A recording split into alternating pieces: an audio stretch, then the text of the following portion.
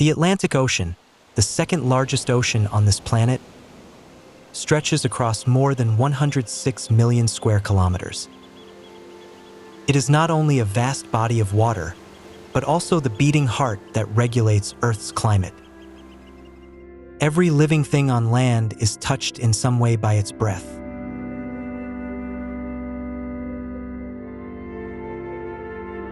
Beneath the surface, colossal currents flow like invisible rivers.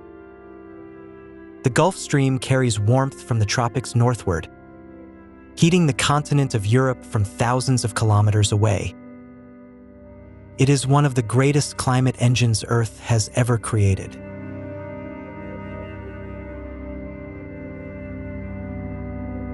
From above, the Atlantic appears calm and endless. But beneath lies a living world that never truly sleeps. Millions of creatures are moving, hunting, and struggling to survive right now at this very moment.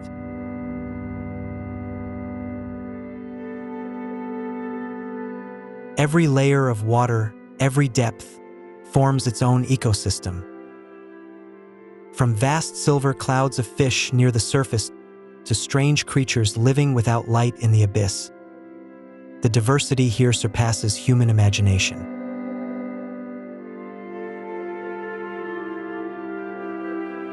The floor of the Atlantic hides mountains taller than the Alps and trenches deeper than Mount Everest.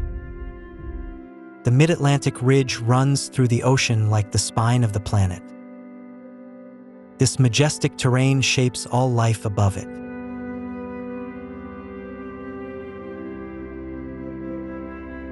The Atlantic is the birthplace of some of the most violent storms on Earth. Heat energy from warm water transforms into destructive power. Yet that same energy also sustains millions of creatures that depend on the ocean's motion.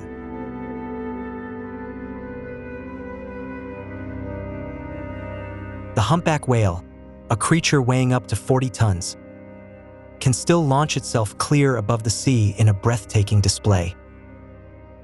Each year, it migrates more than 8,000 kilometers, from warm tropical waters to the food-rich cold seas of the far north.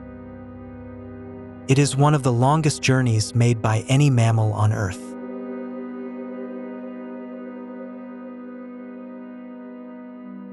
Humpback whales are brilliant strategists. Working together, they release giant rings of bubbles to trap schools of fish into a dense mass. Then the group surges upward from below, mouths wide open, swallowing tons of fish and water in a single strike.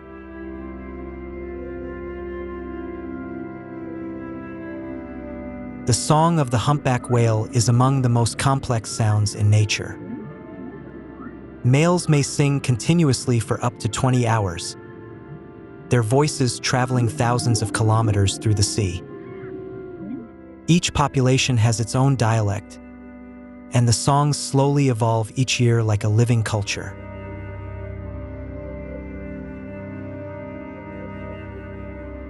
The warm waters of the Caribbean are where humpback whales give birth and raise their young. A newborn calf may already weigh 1 ton and drink hundreds of liters of milk each day. During the first months of motherhood, the female does not feed, devoting all her energy to her calf.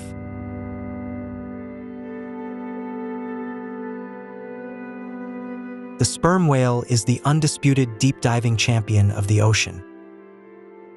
With its giant head housing one of the most advanced sonar systems on Earth, it can dive deeper than 3,000 meters. Their pressure is nearly 300 times greater than at the surface, yet it hunts with ease.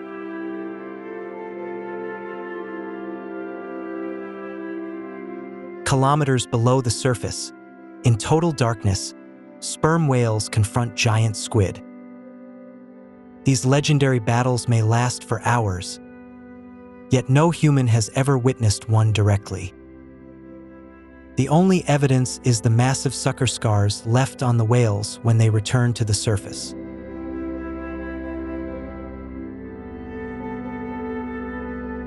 The great white shark is an icon of ocean power.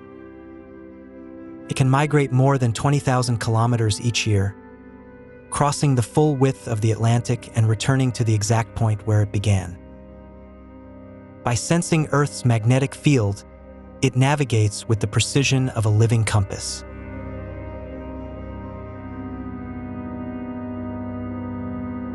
On the snout of the great white shark are thousands of electroreceptors called ampullae of Lorenzini. They can detect electric fields billions of times weaker than what humans could sense. Even when prey is buried beneath the sand, the shark can pinpoint its location by sensing the victim's heartbeat.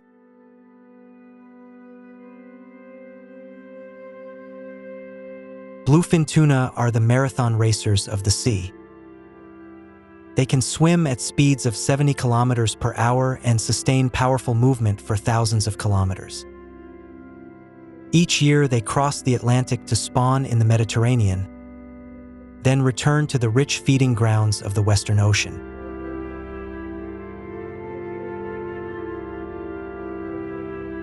Bluefin tuna possess a rare ability among fish. They can keep their body temperature up to 20 degrees Celsius warmer than the surrounding water. Their heat exchange system works like an internal furnace. This allows their muscles to perform at maximum power in waters of any temperature.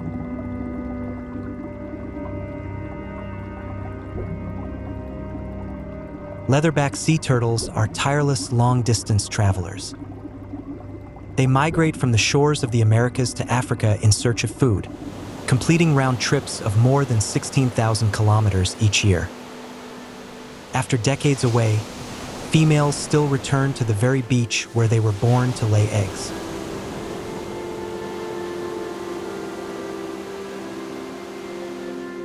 Manta rays look like giant flying carpets gliding through the sea. Though their wingspan can reach 7 meters and they weigh several tons, they feed only on tiny plankton. They are among the most intelligent ocean creatures and can recognize themselves in a mirror, a rare trait in the animal kingdom.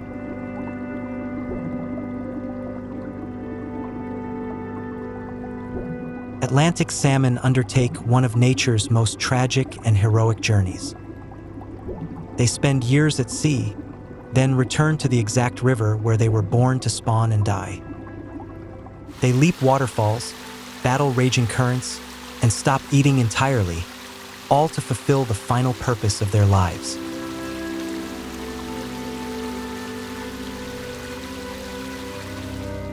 The Sargasso Sea, in the heart of the Atlantic, is the only sea on Earth with no shores, bounded entirely by ocean currents. European and American eels both swim here from opposite sides of the ocean to spawn and die. Their young then begin the long journey back to continents their parents never knew.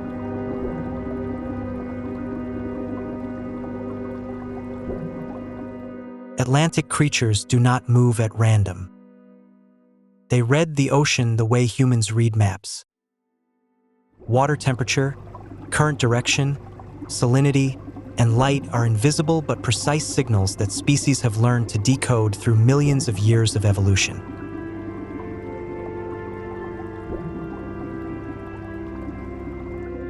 The call of a blue whale can reach 188 decibels, louder than a jet engine. This sound travels thousands of kilometers through the ocean by means of a special water layer known as the Sofar Channel. Two whales on opposite sides of the Atlantic may still hear and communicate with one another.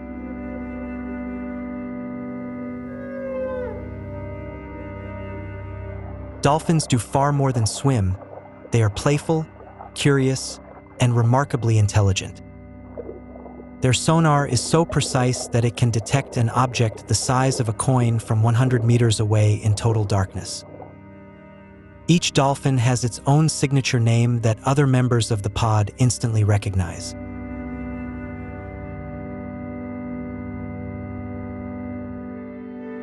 Octopuses are the masters of camouflage.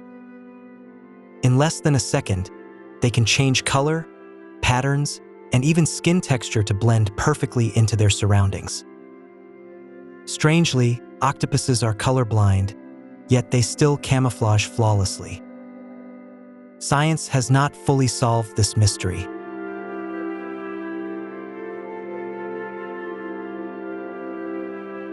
The bait ball is one of the most dramatic spectacles in the ocean. Millions of small fish pack tightly into a spinning sphere for protection. From above, birds dive down. From below, large fish and dolphins attack. From the sides, sharks slice through. It is a perfect siege from every direction.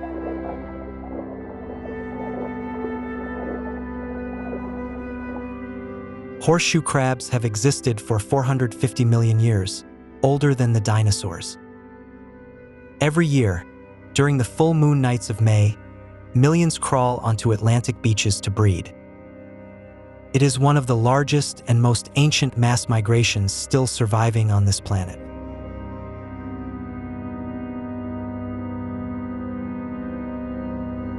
Swordfish can warm their brains and eyes to see more clearly in cold, deep water, an extraordinary adaptation that helps them hunt efficiently across many depths.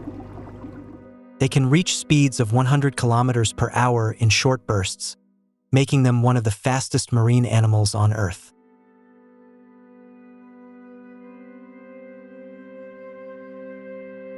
Each night, the sea becomes an upside-down sky of stars. Trillions of bioluminescent plankton illuminate the ocean from within. This phenomenon is not only beautiful, their living light is also a language for communication, warning predators, and attracting mates in the darkness below.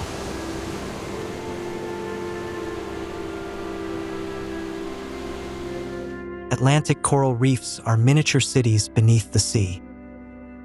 Though they cover only 0.1% of the ocean floor, they shelter more than 25% of all marine fish species. Every reef is a complex living network where each species plays an irreplaceable role in the ecosystem.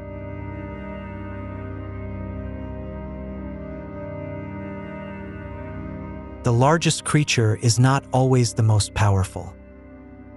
The lionfish is small, yet armed with deadly venomous spines and bright fins like warning flags to the sea. It does not need to flee or hide. It stands proudly still and lets the entire ocean know, never come too close.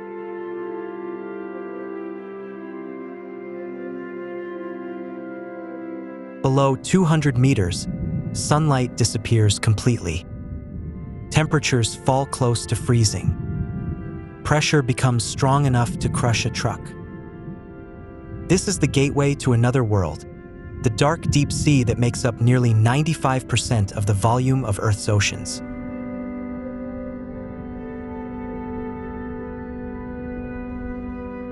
Deep-sea anglerfish carry a living lantern above their heads, a glowing organ powered by symbiotic bacteria. In total darkness, this tiny light becomes the perfect trap. Curious prey swims toward the glow and straight into a mouth of long, waiting teeth.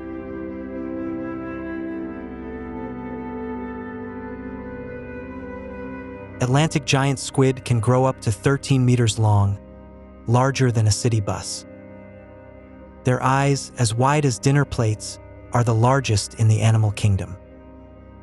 In the deep darkness, those remarkable eyes can detect the faintest light from distant predators.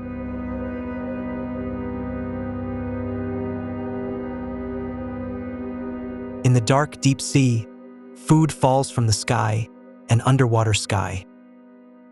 Marine snow is made of endless organic fragments, dead creatures, waste, and shed scales drifting down from above.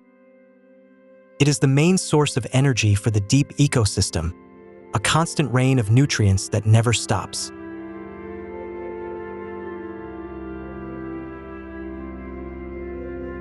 Deep-sea dragonfish look like monsters from science fiction, yet their bodies are only a few dozen centimeters long. Their transparent fangs are so large the mouth cannot fully close. Rows of glowing lights along the body flash to communicate or lure prey, like a living spacecraft shining through the dark.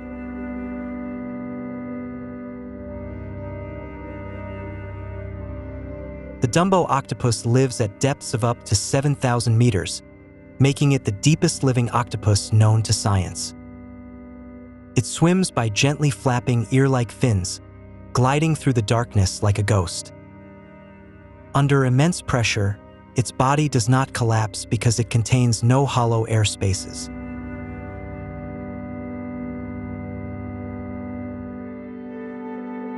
Newly hatched sea turtles begin their journey alone into the ocean, with no guide and no map.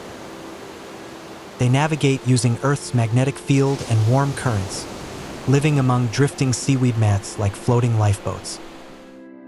These are the most mysterious years of a turtle's life, known to science as the lost years.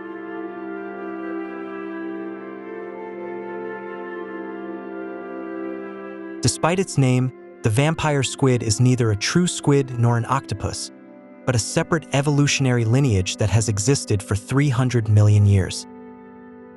When threatened, it turns itself inside out, covering its body with sharp spines like armor, a defense strategy unlike anything else in nature.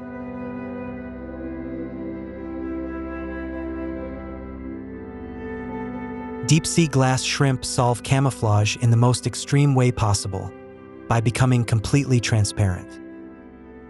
Their bodies are like glass, allowing light to pass through without reflection, so predators see only the ocean beyond. Their red organs are the only visible part, but at depth red light disappears, making them effectively invisible.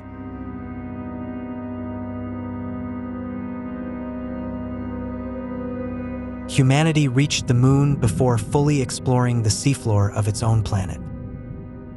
Even today, only a little over 20% of the ocean floor has been mapped in detail. Every deep dive reveals new discoveries, creatures never before named, living in a world utterly foreign to us.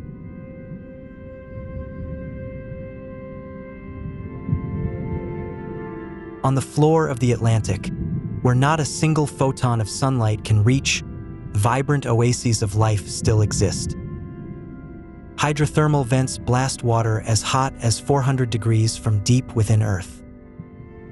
These are ecosystems that do not depend on the sun. They run on energy from the planet's interior.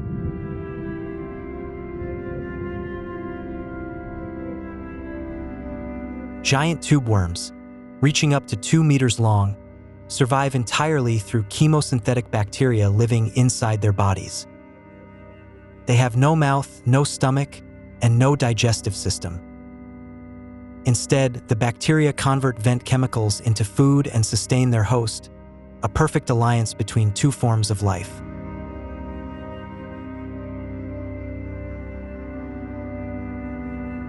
The Yeti crab looks like a creature from legend, with claws covered in white fur. In reality, those are long filaments that host chemosynthetic bacteria.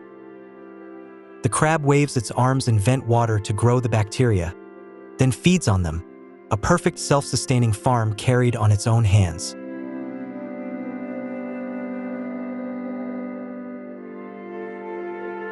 Hydrothermal vents reveal something once thought impossible. Life does not necessarily need sunlight. Their discovery in 1977 transformed humanity's understanding of the limits of life.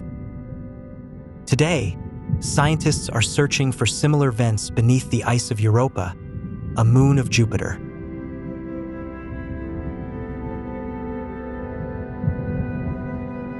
The ocean is absorbing more than 90% of the excess heat caused by climate change. Warmer waters push food sources toward the poles, forcing entire migration chains to adapt. Species that fail to adjust will arrive at old feeding grounds and find nothing waiting for them.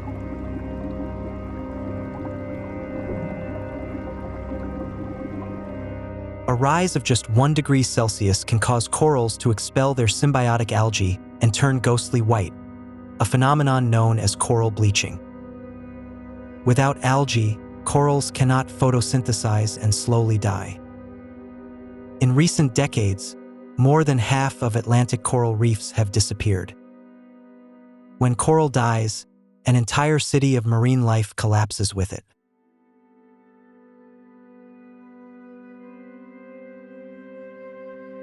Every year, hundreds of thousands of large marine animals die after becoming trapped in abandoned fishing nets. Known as ghost nets, lost or discarded traps drifting endlessly through the sea.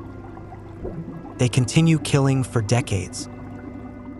Whales, sea turtles, and sharks are all vulnerable to these invisible snares.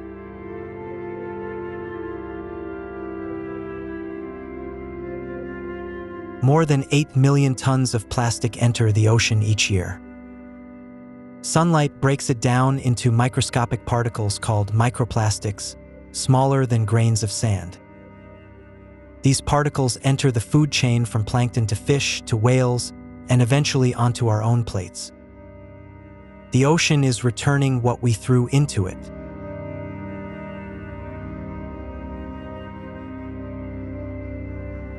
Yet across the Atlantic, people are fighting to protect it. Scientists attach satellite tags to whales to understand their migrations. That data is shaping conservation policy, creating no-fishing zones, and forcing ships to change course to avoid whale collisions.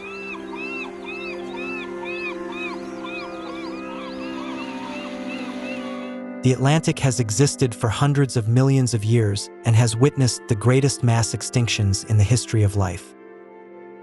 It recovered each time. But the speed of change today is unlike anything in geological history. The future of this ocean, and every extraordinary creature within it, depends on the choices our generation makes right now.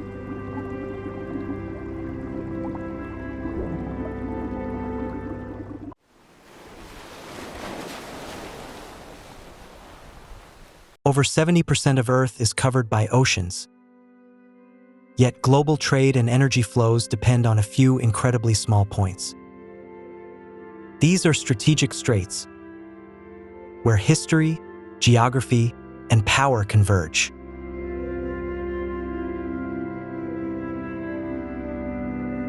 Every day, thousands of ships carrying oil, gas, food, and goods pass through these narrow corridors. Even a small disruption can shock the global economy. These are known as strategic choke points.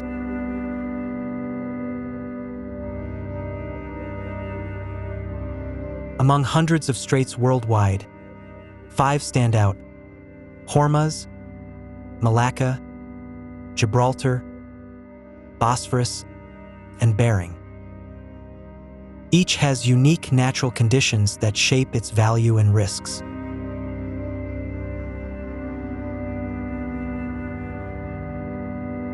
Our journey will take you through each strait, exploring their natural conditions, trade importance, and geopolitical roles. Let's begin with the most volatile strait on Earth.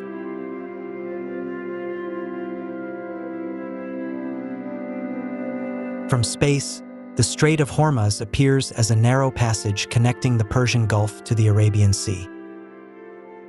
At just 34 kilometers wide at its narrowest point, it is the world's most critical energy artery.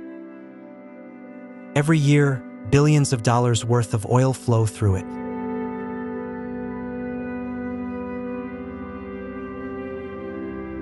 What many don't realize is that the seabed of Hormuz is relatively shallow, averaging less than 60 meters.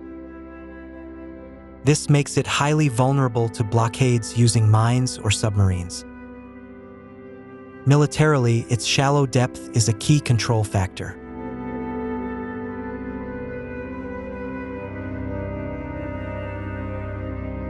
The surrounding terrain of Hormuz is dominated by deserts and rugged mountains, especially on the Iranian side. These provide ideal positions for missile systems and surveillance.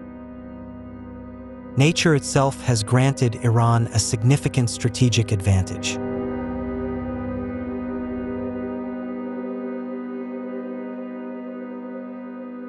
Every day, around 21 million barrels of oil pass through Hormuz, nearly 1/3 of global supply. Warm waters and relatively calm seas favor navigation, But the extremely dense traffic means any incident can have serious consequences.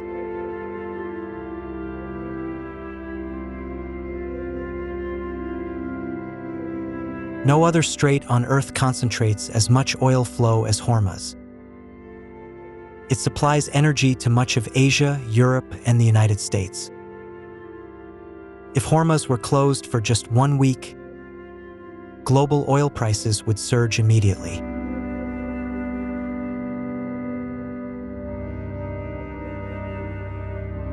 This region is a constant flashpoint between Iran and the United States. Tehran has repeatedly threatened to close the strait in response to sanctions. Washington maintains a naval presence here to ensure freedom of navigation.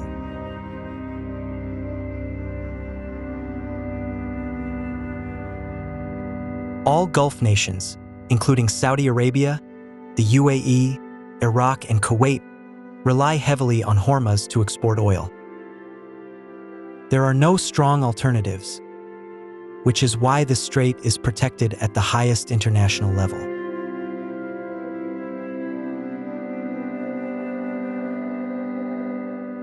History has shown that whenever tensions rise in Hormuz, global oil prices surge instantly.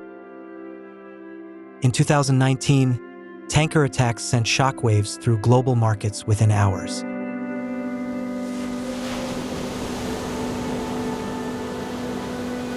Iran has heavily invested in small submarines, fast attack boats, and coastal missile systems, all designed to dominate Hormuz's narrow and shallow waters. This asymmetric power forces even major powers to think twice.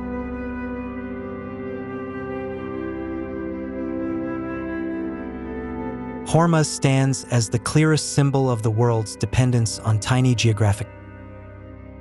Just 34 kilometers wide, yet capable of shaping the fate of the global economy. This is where nature and geopolitics converge at their peak.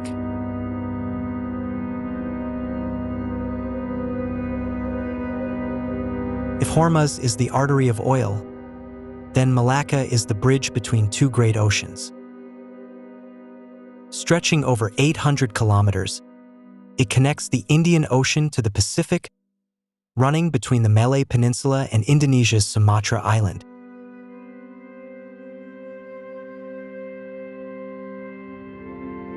Malacca is the second busiest shipping lane in the world, after the English Channel. Over 80,000 ships pass through each year, carrying around 30% of global trade. A humid tropical atmosphere blankets this busy route year-round.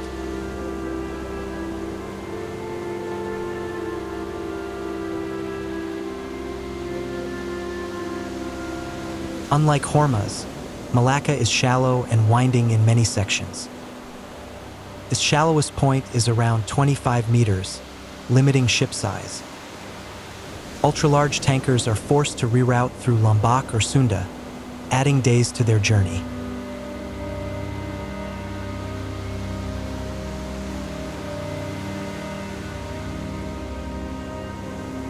Tropical weather creates major navigation challenges.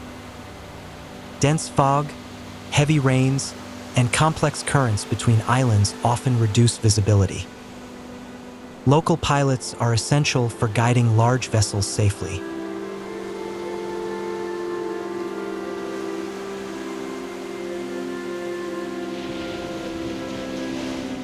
China, Japan, and South Korea rely heavily on Malacca for energy imports from the Middle East. This is why Beijing calls it the Malacca Dilemma, one of its greatest strategic concerns.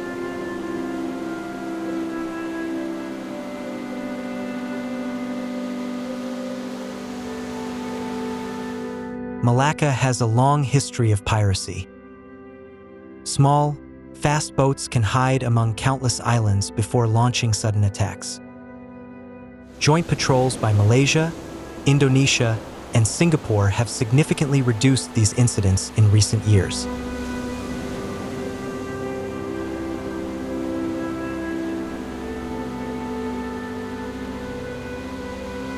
Singapore, small yet incredibly wealthy, has built its prosperity on its position at the gateway of Malacca.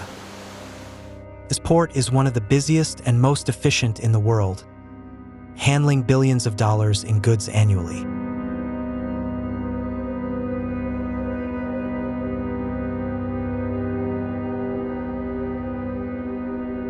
At its narrowest point near Singapore, the two shores are less than 3 kilometers apart.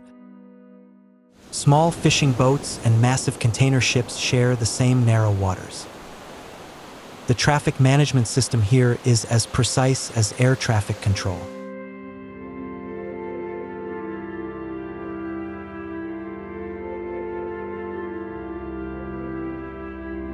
China has invested billions in alternative routes, including pipelines through Myanmar and ports in Pakistan and Sri Lanka, all to reduce reliance on Malacca.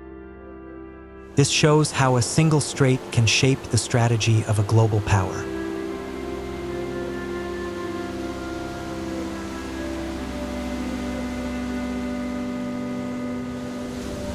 Malacca is more than just a strait, it is Asia's lifeline. Trade, energy, and power for much of the continent flow through these waters. It is no surprise that every major power seeks influence here.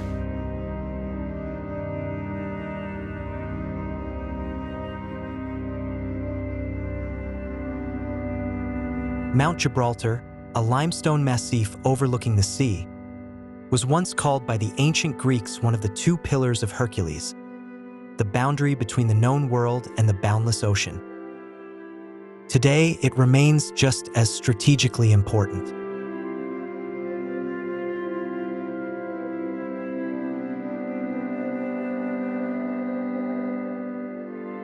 Gibraltar is where two very different seas meet.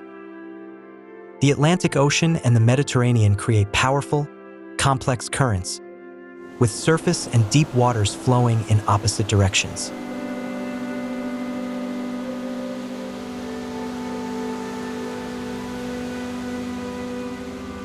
Weather in Gibraltar is highly unpredictable. Westerly poniente winds and easterly levant winds can collide, creating sudden storms. Ships must closely monitor conditions before crossing.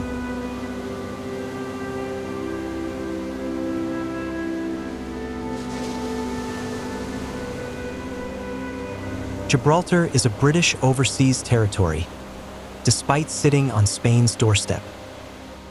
A centuries-long sovereignty dispute between the UK and Spain remains unresolved, further complicated by Brexit.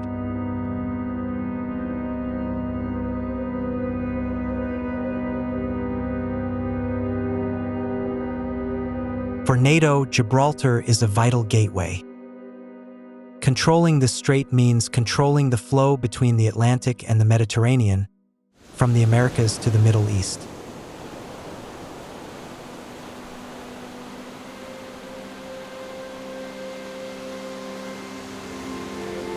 Tens of thousands of ships pass through Gibraltar every year, linking Europe to the Mediterranean and beyond. It is a vital trade route, especially for economies dependent on energy imports.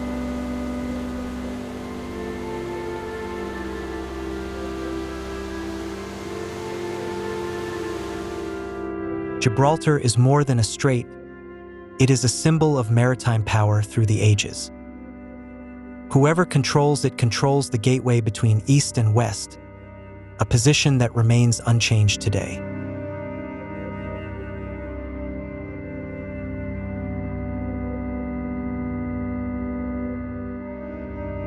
No strait in the world is as iconic as the Bosphorus.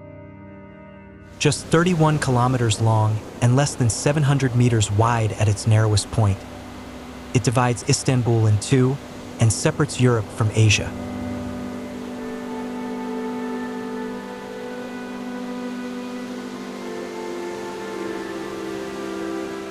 The Bosphorus features a unique two-layer current system. Less saline water from the Black Sea flows on the surface toward the Marmara, while denser, salter water flows in the opposite direction below. This creates unique underwater conditions.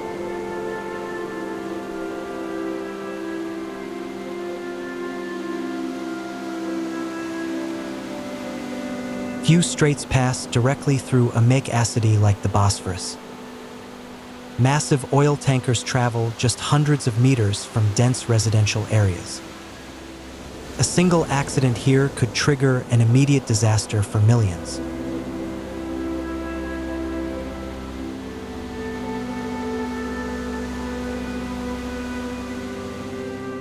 The Bosphorus, together with the Dardanelles, forms the only outlet from the Black Sea. Countries like Russia, Ukraine, and Romania depend on this route to access global waters. It is a powerful geopolitical leverage point.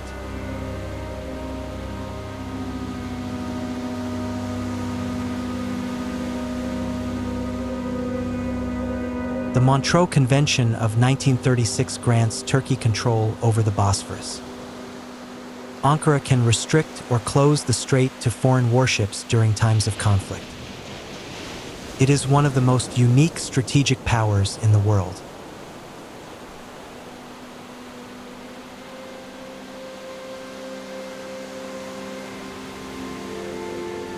During the Russia-Ukraine war, the Bosphorus became a global diplomatic focal point. The Black Sea grain deal allowed Ukraine to export food through the strait, preventing hunger for tens of millions. The Bosphorus directly impacts global food supply.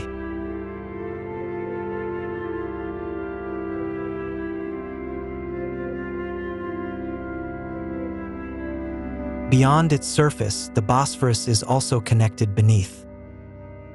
The Marmari Tunnel runs 60 meters below the seabed, linking European and Asian rail networks.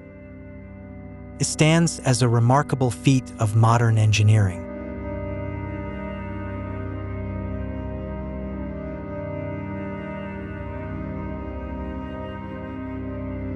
The Bosphorus is not just a shipping route, it is the geopolitical heart of Turkey.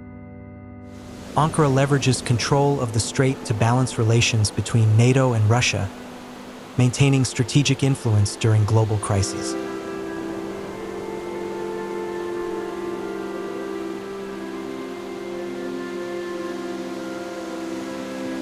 Over 40,000 ships pass through the Bosphorus each year, more than the Suez Canal. Oil, gas, grain, and goods all move through this narrow waterway cutting through a make-acity. It is one of the busiest and most complex straits in the world.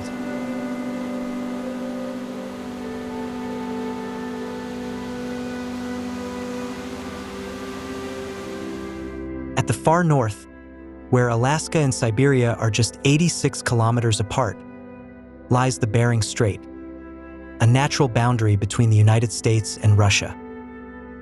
In winter, temperatures drop to minus 30 degrees Celsius, and ice covers almost the entire surface. It is one of the harshest seas on Earth.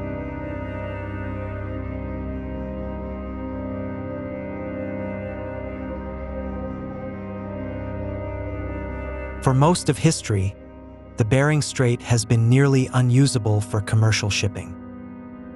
Blizzards, dense fog, and thick ice make navigation extremely dangerous. Only specialized fleets, particularly from Russia, operate here regularly.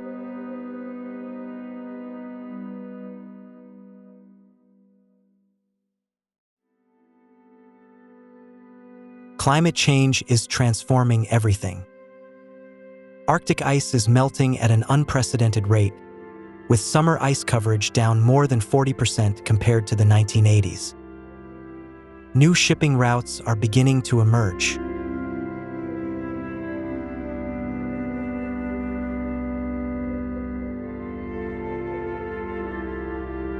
The Arctic route through the Bering Strait can shorten travel between Europe and Asia by up to 40%. A journey from Rotterdam to Tokyo could take around 15 days instead of 25. This translates into billions of dollars in savings each year.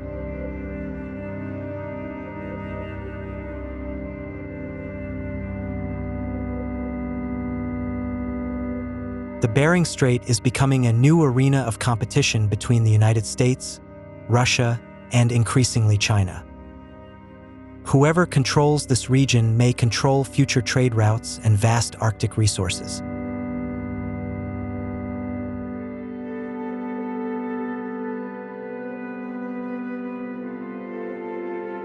The Bering Strait reminds us that nature is changing, and with it, the global balance of power. A once-forgotten passage is emerging as a future shipping route, bringing both opportunity and new conflicts.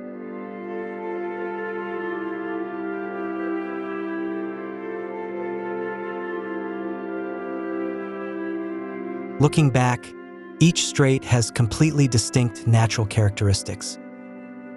Hormuz is shallow and narrow. Malacca is tropical and complex. Gibraltar has powerful currents. The Bosphorus features two opposing water layers. Bering is frozen and harsh. These differences define their unique value and risks.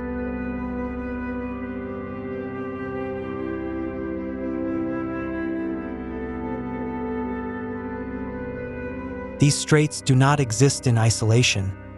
They are nodes in a global trade network. A disruption at any point can trigger a chain reaction, from financial markets to the daily lives of billions.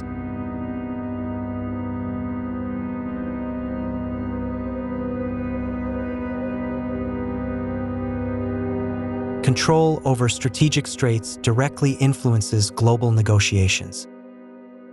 They are bargaining chips in economic, military, and geopolitical alliances. Whoever controls these gateways holds greater influence over the world order.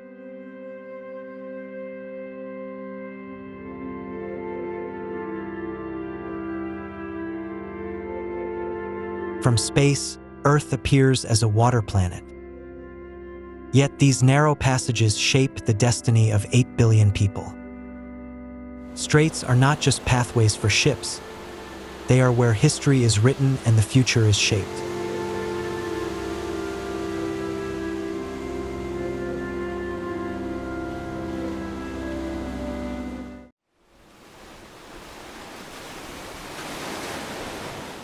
The ocean has always guarded secrets beyond explanation. For thousands of years, sailors told stories that no one believed, gigantic walls of water appearing from nowhere in the darkness of night.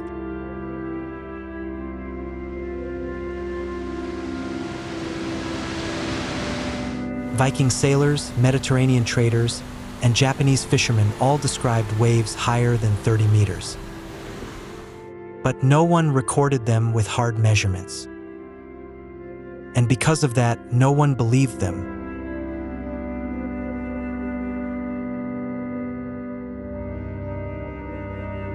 Throughout the 19th and early 20th centuries, physics described ocean waves with simple linear equations.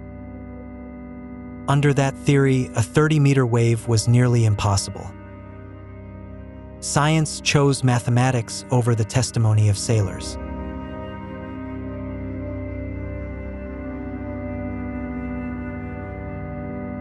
Survivors of giant waves were often dismissed as confused or exaggerating. Their testimony was rejected even when ships were completely destroyed. The sea never needed to prove what it had done.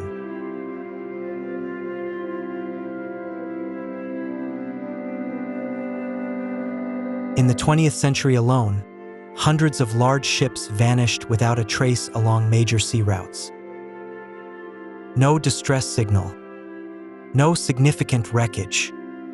Reports simply stated, "Cause unknown."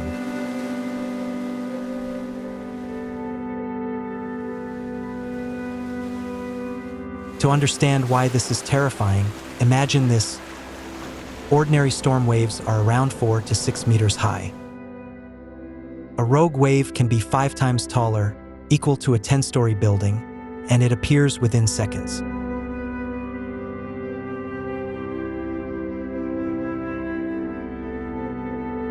Even in the largest storms, modern ships can handle waves up to a certain limit. But rogue waves do not always come with storms. They can appear in moderate seas, without warning and without clear reason.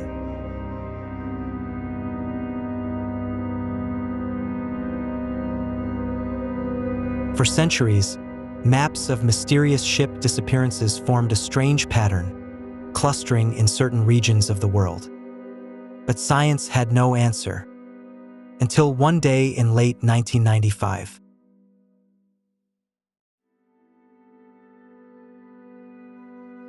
January 1st, 1995, the Dropner oil platform stood in the North Sea. Automatic sensors recorded wave data continuously, just like any normal day. No one knew that night would change scientific history.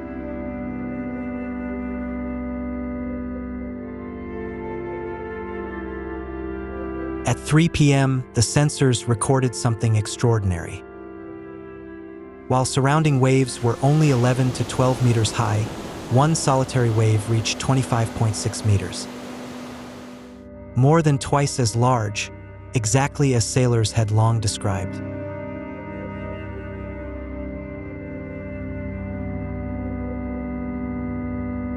When the data was analyzed, the scientific community was stunned.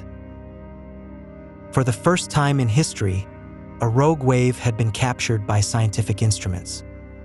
Impossible to doubt, impossible to deny.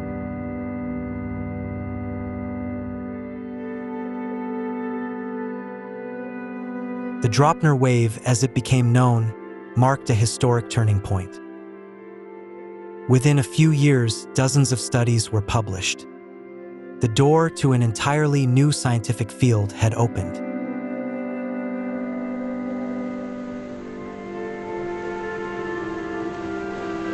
To put it in perspective, the largest container ships in the world may rise about 70 meters from the waterline. But the section directly exposed to waves, the hull above sea level, is only around 15 to 20 meters high. A Dropner-sized wave could engulf many modern ships.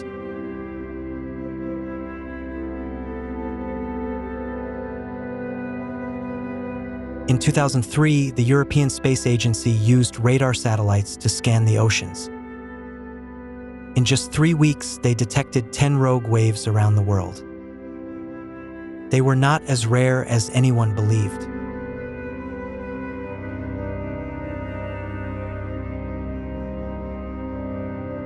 Under older probability models, a wave like Dropner should appear only once every 10,000 years.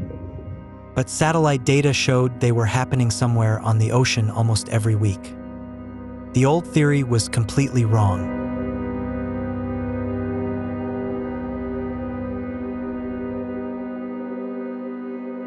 Researchers began reopening old records.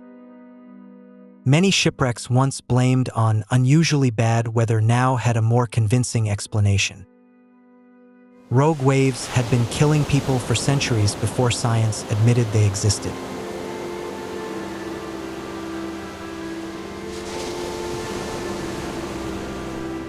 What makes rogue waves especially dangerous is not only their height.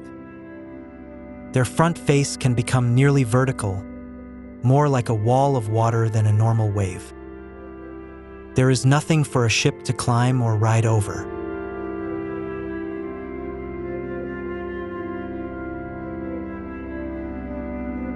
Measurements show that rogue waves can exert around 100 tons of pressure per square meter. By comparison, ordinary structural steel may withstand only 25 to 30 tons per square meter. A rogue wave can bend and tear open a steel hull like paper.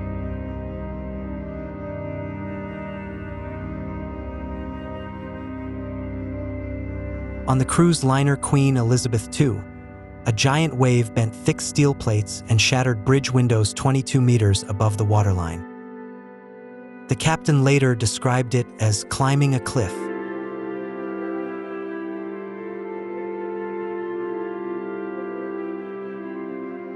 The danger does not come only from the crest. Ahead of many rogue waves is a deep trough, often called the Hole of Death. A ship is dragged bow first downward, just as the wall of water crashes down from above.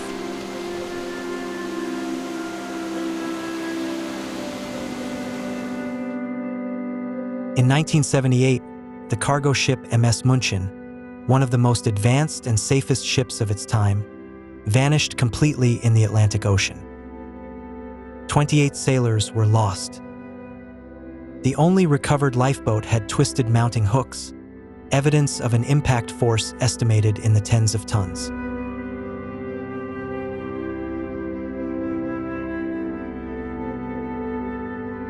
At least 22 supercarriers were lost between 1969 and 1994, before science proved rogue waves existed. Today, many researchers believe a large share of those sinkings were linked to this phenomenon. The true number may be far higher.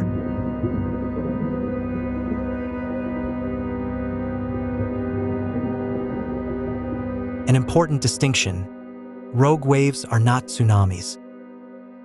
Tsunamis are generated by earthquakes and travel thousands of kilometers. Rogue waves form locally and suddenly, with no conventional warning system able to detect them early enough.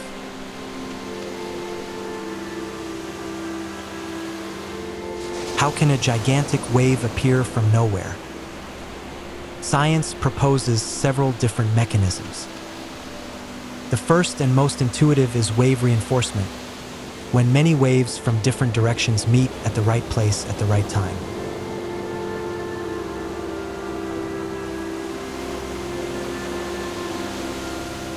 When the crests of two waves align, they reinforce each other and create a taller wave.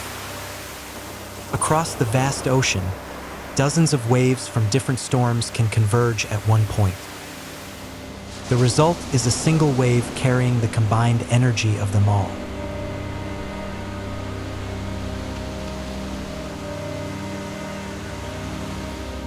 The second theory involves ocean currents.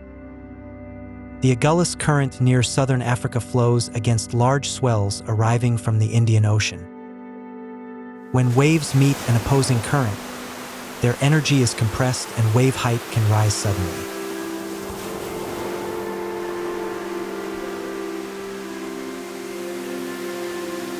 This mechanism helps explain why waters off South Africa are among the most dangerous on Earth for shipping.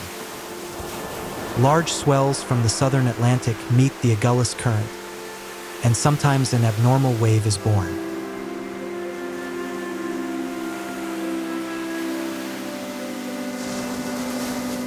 The third theory, and the most complex, is nonlinear interaction.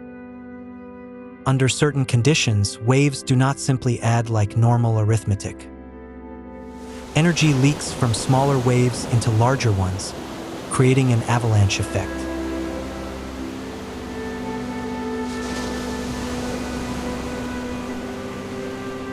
In laboratories, scientists have successfully recreated this phenomenon in scaled wave tanks. When tuned to the right frequencies, small waves suddenly collapse into one giant solitary wave, just like what happens in the real ocean.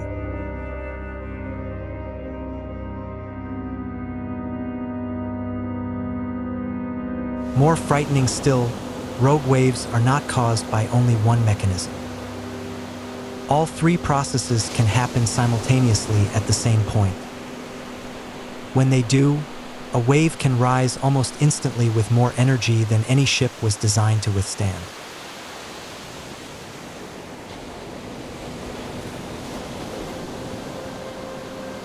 Modern computer simulations show that rogue waves do not last long. They form within seconds, reach a peak, then collapse again in under a minute. But that is enough time to destroy anything in their path.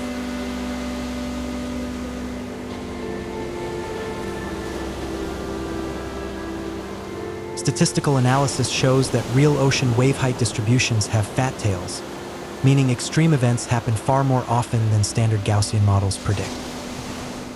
This is why the old theory failed completely.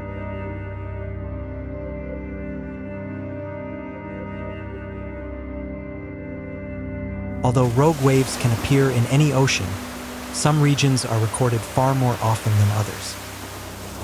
These are places where strong currents, heavy winds, and seafloor topography combine to create ideal conditions for the phenomenon.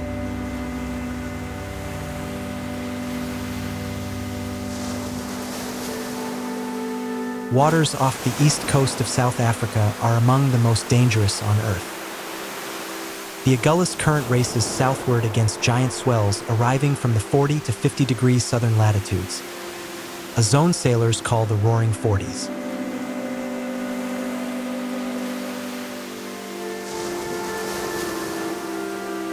The Gulf Stream in the North Atlantic is another hotspot.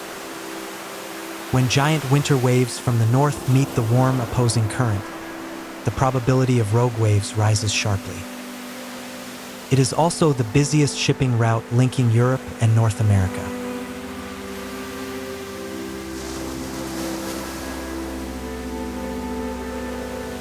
The North Atlantic in winter is one of the harshest seas in the world. Successive low-pressure systems make 8 to 12-meter waves normal conditions. In that environment, a rogue wave can hide among seas that are already enormous.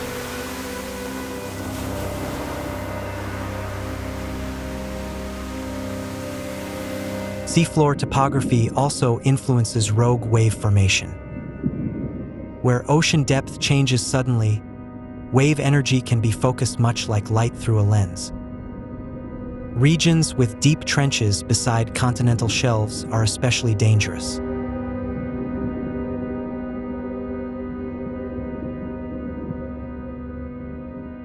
The North Sea, where the Dropner platform recorded historic evidence, is also on the danger list. It contains hundreds of oil platforms, and many mysterious structural damage incidents are now being reconsidered in a new light.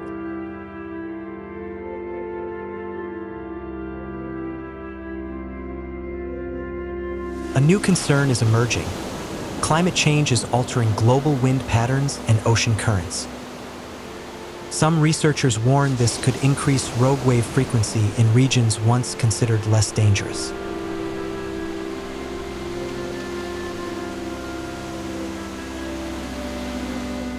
The most important question today is no longer whether rogue waves exist. That has already been proven. The question is, can we predict them in advance? And if so, how much warning time is needed to save lives?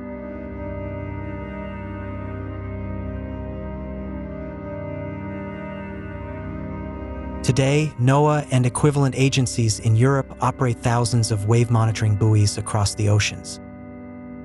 Data from these buoys is transmitted continuously, providing a real-time global picture of sea conditions.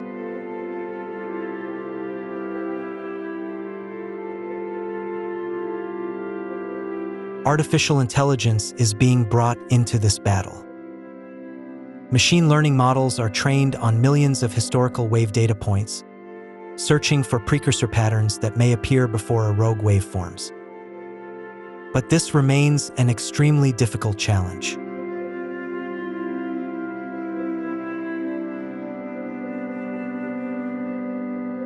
Early results suggest warning signals may be detected 2 to 4 minutes before a rogue wave fully forms.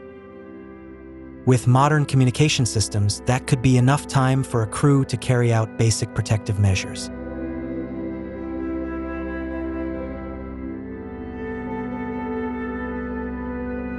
Modern radar satellites can scan vast ocean areas in only minutes. Combined with surface buoys and AI models, a global early warning system is slowly taking shape, though it may still take years to fully mature.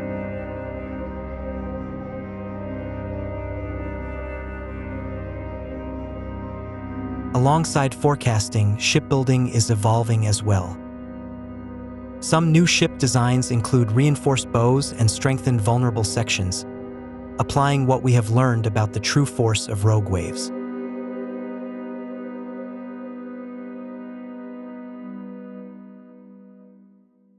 Today's young scientists grew up in a world that already accepts rogue waves as reality.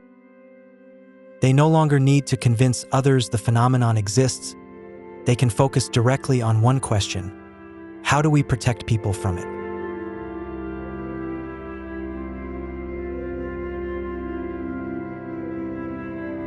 The chance of one specific ship encountering a rogue wave on a single voyage is very low. The ocean is vast, And although these waves are more common than once believed, they remain extreme outliers on a broad spectrum. But when small probability meets massive scale, the consequences can be catastrophic.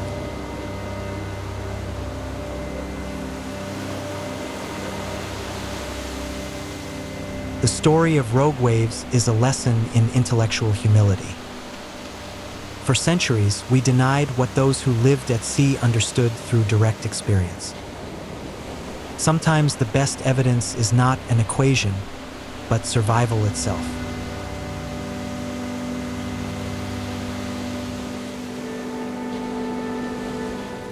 The ocean covers more than 70% of Earth and still holds countless mysteries. Rogue waves remind us that nature is always more complex than our models. Each time we think we fully understand it, the ocean finds a way to prove otherwise.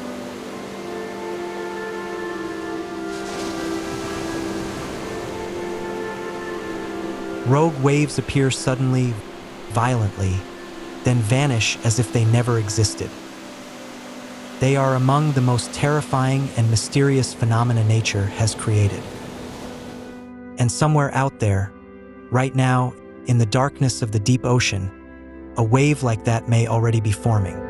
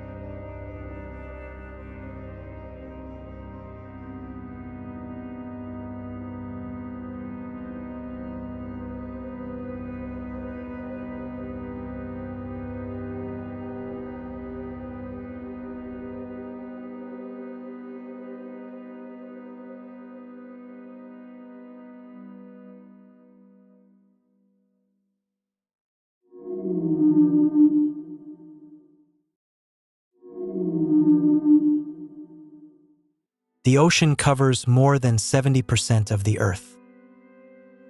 Here, there are no rules, only the strong and the weak, predator and prey. Every species has found its own way to survive.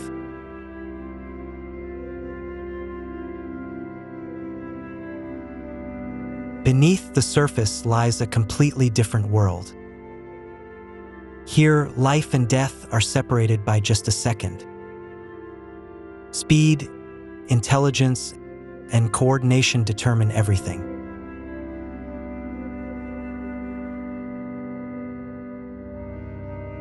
Today, we will witness 6 species and 6 different survival strategies.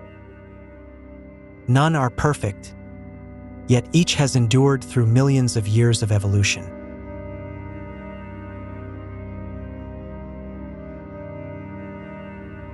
Flying fish are among the strangest creatures in the ocean. They possess wide pectoral fins and an incredibly powerful tail, 2 survival tools refined over millions of years of evolution.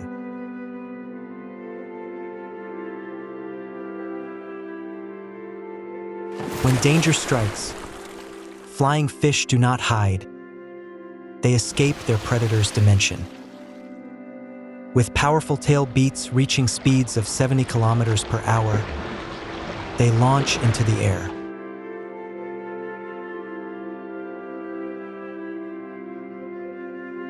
In the air, they can glide over 200 meters using wind and momentum alone. In this moment, they are truly free, beyond the reach of predators below.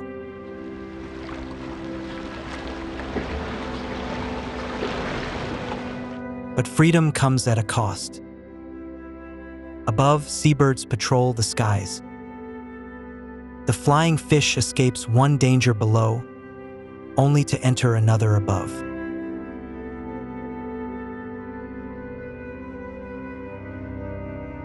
And the moment they touch the water, the Dorado is already waiting. A clever predator that has learned the pattern. Flying fish must land. The only question is where and when.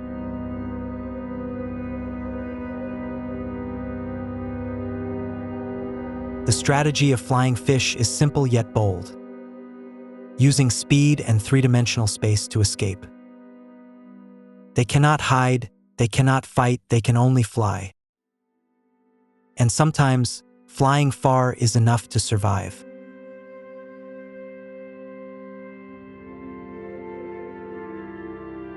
Sardines have no great speed, no sharp weapons, no armor.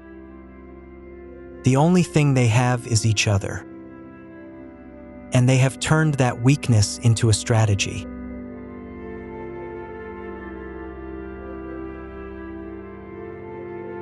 The bait ball is one of the most complex defensive structures in the ocean.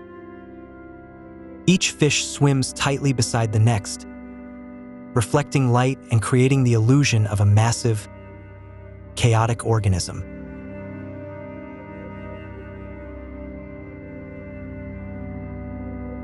To predators, the shoal creates visual confusion.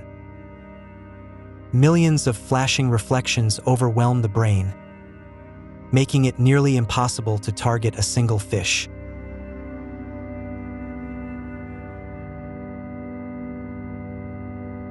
Inside the sphere, there is a harsh order. The weaker fish push toward the center, the safest place, while the stronger ones are forced outward, becoming a living shield for the group.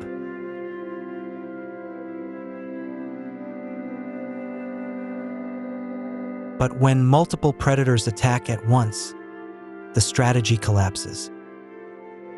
The shoal is compressed from all sides, space shrinks, and the defensive sphere becomes a deadly trap.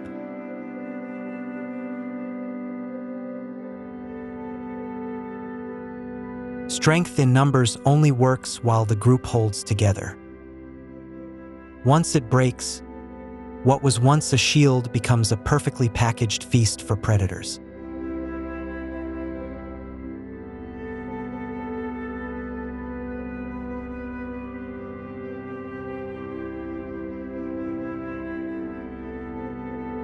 Dolphins do not hunt with strength, they hunt with intelligence.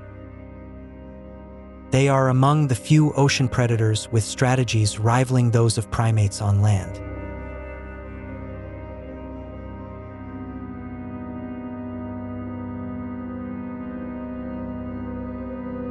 They assign roles with precision. One group forms the outer line to block escape, while another drives the shoal toward the shore. No commands are spoken. They communicate through sound and body signals.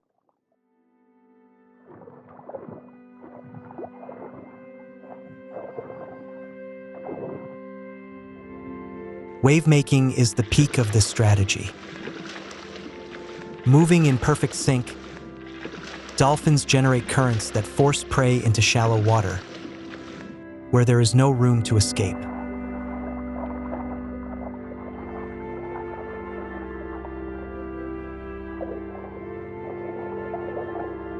Strand feeding, hunting by surging onto land, is one of the rarest and most dangerous techniques.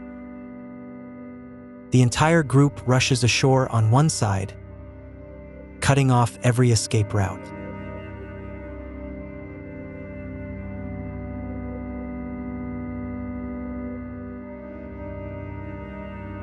The risk is extreme. A delay of just seconds can leave a dolphin stranded. Over time, sand wears down their teeth, the long-term cost of a strategy that demands perfect precision.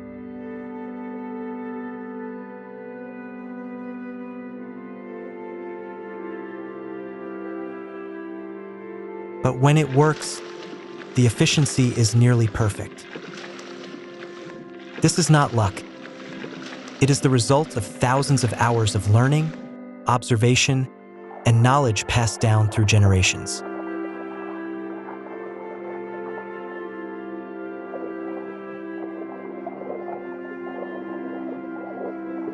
When the feeding frenzy begins, tuna strike from below, birds dive from above, and sharks circle all around.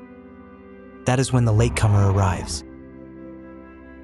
And this hunter needs no complex strategy.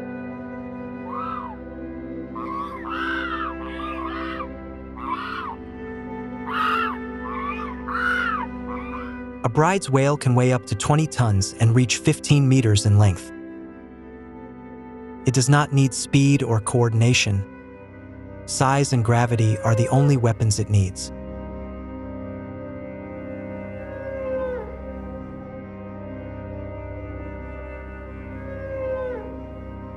With its mouth wide open, the massive body surges straight through the shoal. In seconds, tons of fish disappear. No refined technique, just raw power applied at the perfect moment.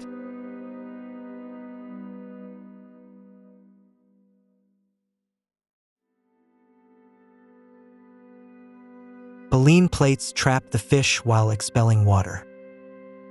A single lunge can yield hundreds of kilograms of food, equal to days of hunting for other predators.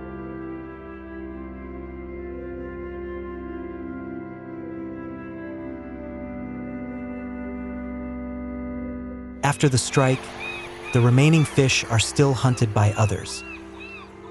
The whale takes the largest share, then disappears.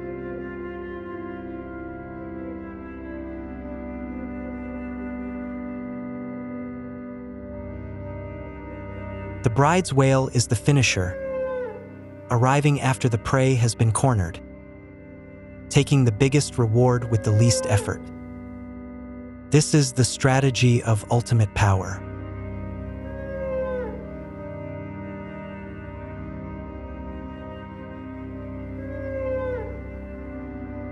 This is one of the most extraordinary spectacles in nature. Completely different species hunting together without language, without agreement.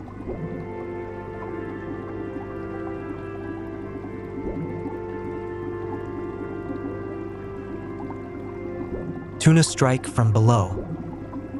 They are the speed machines of the ocean, reaching up to 70 kilometers per hour perfectly built to tear through prey formations.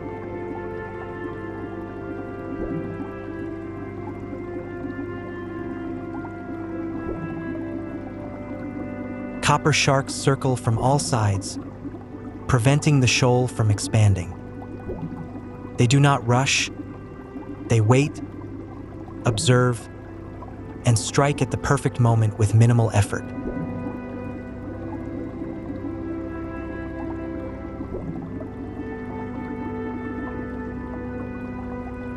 Seabirds attack from above. Their dive speed and force allow them to precisely target fish exposed at the surface.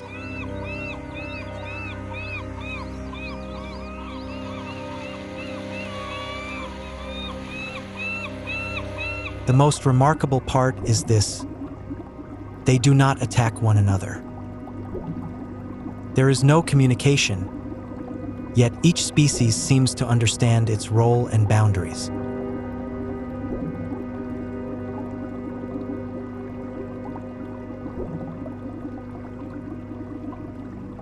Pressure from above, below, and all around leaves the shoal with no escape. This is a perfectly evolved hunting system shaped over millions of years.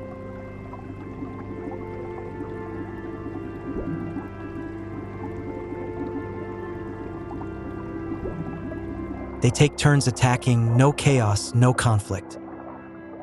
This level of efficiency is not learned. It is deeply embedded in instinct through evolution.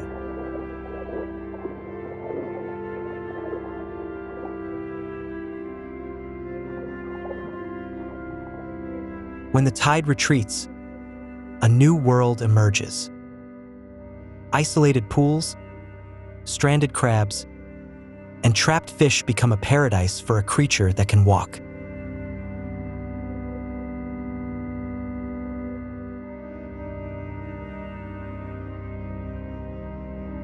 The octopus is a master of camouflage.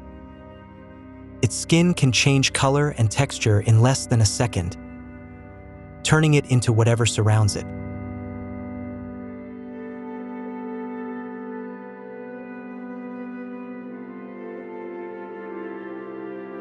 On land, its 8 arms become 8 legs, each lined with hundreds of suckers, not just for grip, but for sensing temperature, taste, and texture.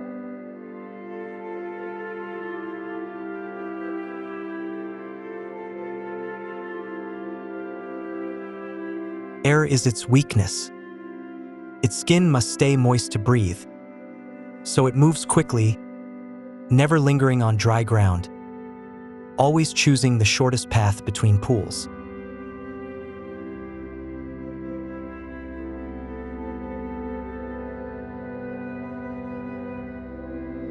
In the new pool, its arms spread like a sensory network. The crab has no chance. The octopus strikes from the one angle it cannot defend.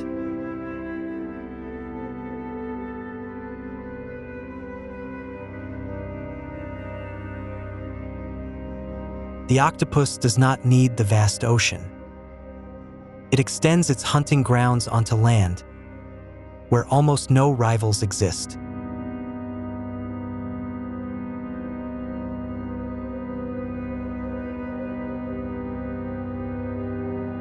Adaptability is its ultimate weapon.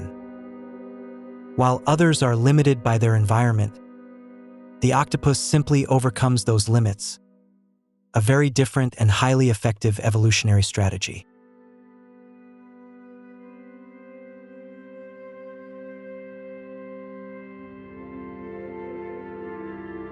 Flying fish choose a third path, neither fully in water nor entirely in air. They live in the space between two worlds, and that space is their survival.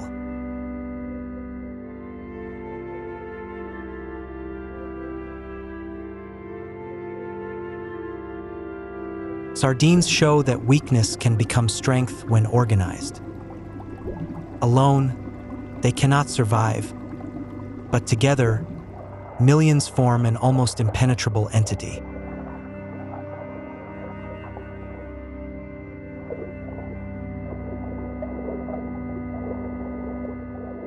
Dolphins prove that intelligence is not exclusive to humans. Planning, role assignment, and learning from experience all exist beneath the ocean's surface.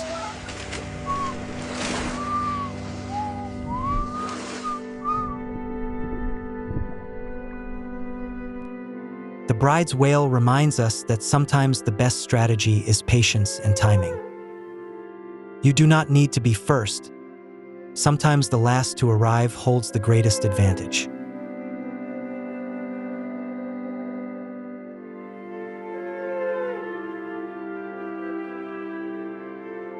The multi-species hunting system is the purest example of cooperation without language. No one leads, no one commands, yet it operates with near-perfect precision.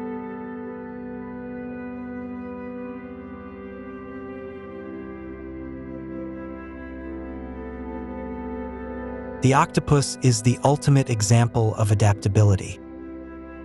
In a world where most species specialize in one environment, it chooses to master them all.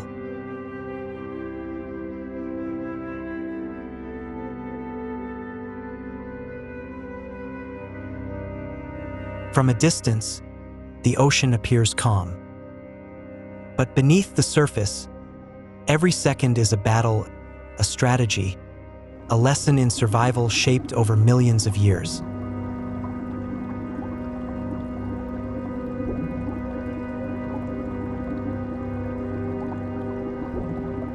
Three core strategies: intelligent escape, collective defense, and coordinated attack. Each species follows a different path, and each path leads to survival in its own way.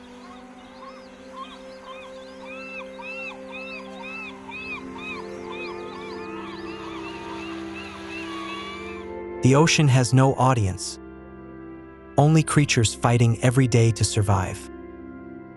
And in this struggle, there is no perfect strategy, only one that is good enough to live another day.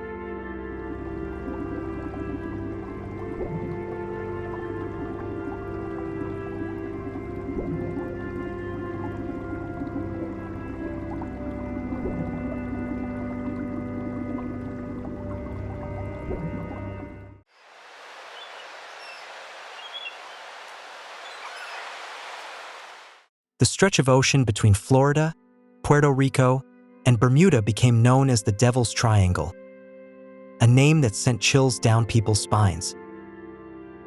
Dozens of ships and aircraft vanished here without a trace. And the most famous story began on December 5, 1945.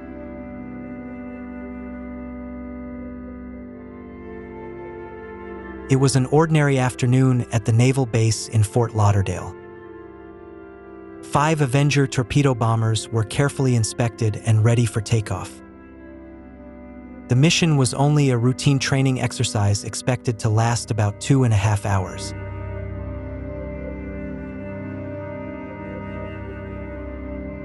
Leading the squadron was Lieutenant Charles Taylor, an experienced pilot with hundreds of flight hours. With him were 13 younger pilots and navigators. None of them knew this would be their final flight.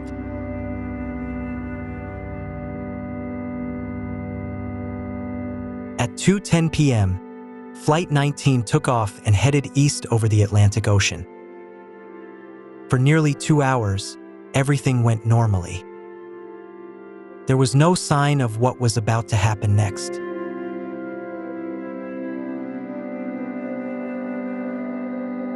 At 3:45 p.m., the control tower received a transmission from Taylor. The compasses were malfunctioning. He could no longer determine where west was.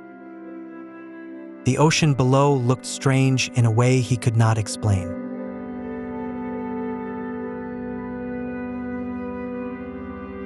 Taylor reported, "We don't know where we are. The ocean doesn't look as it normally should." There was no land, no islands, no point of reference. Only the endless ocean stretching in every direction.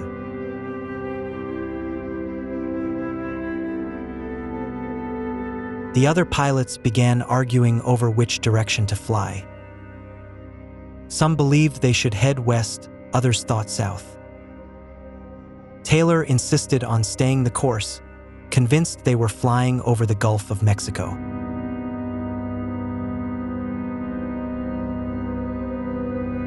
As fuel levels dropped toward empty, Taylor ordered the squadron north in search of land. But every change in direction only carried them farther from shore. Darkness was closing in.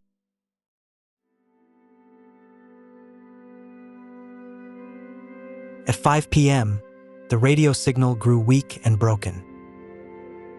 Taylor's final recorded words were, "Keep all planes close together.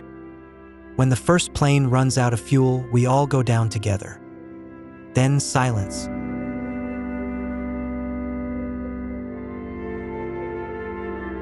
Five Avenger aircraft and 14 men vanished into the night over the Atlantic Ocean.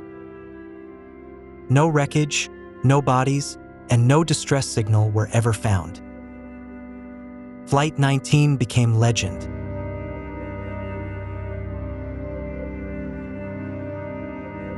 As soon as Flight 19 lost contact, the U.S. Navy dispatched 2 PBM Mariner rescue aircraft. These long-range patrol planes were specially designed for search missions over the sea. But the unimaginable was about to happen.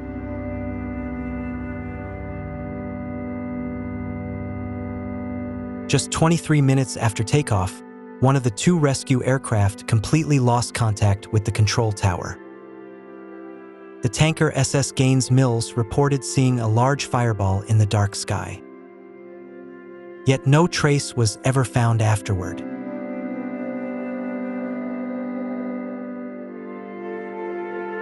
A total of 27 men disappeared in a single day, an unprecedented tragedy in American civilian and military aviation history.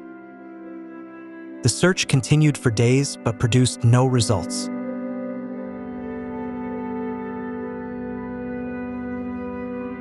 The U.S. Navy Investigation Board concluded, "Cause unknown." It was a diplomatic phrase for something they truly did not understand. That conclusion only fueled the mystery surrounding the Bermuda Triangle.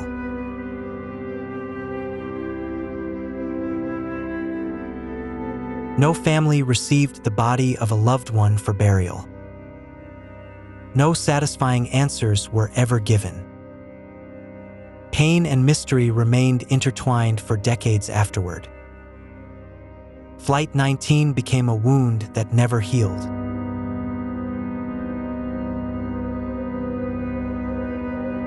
Three years after Flight 19, in January 1948, the Tudor IV airliner Star Tiger departed from the Azores bound for Bermuda. It was a routine commercial passenger flight across the Atlantic Islands.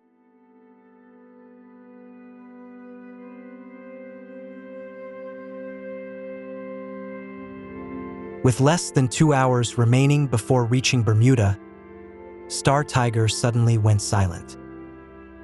There was no distress signal and no message from the crew. A 5-day search found no wreckage at all.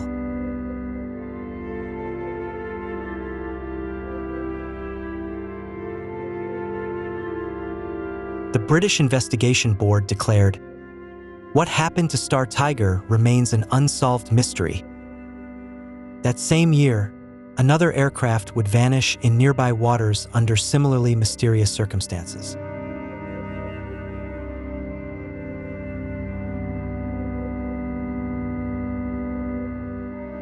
In December 1948, a Douglas DC-3 with registration NC 16002 departed from San Juan bound for Miami.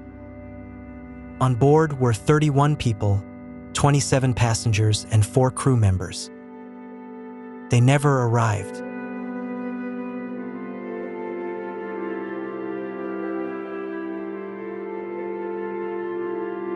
The pilot sent a final message when only 50 miles from Miami, reporting that everything was normal and the city lights were visible. Then silence. Not a single piece of wreckage was ever found despite a massive search effort.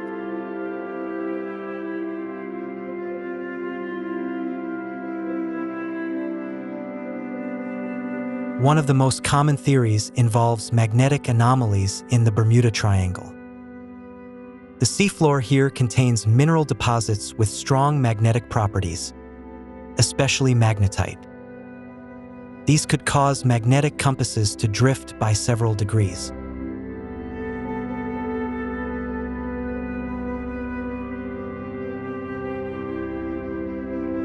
In 1945, aircraft and ships depended entirely on magnetic compasses for navigation. There was no GPS and no satellite positioning system. If the compass was wrong, pilots had no reliable way to confirm their true location.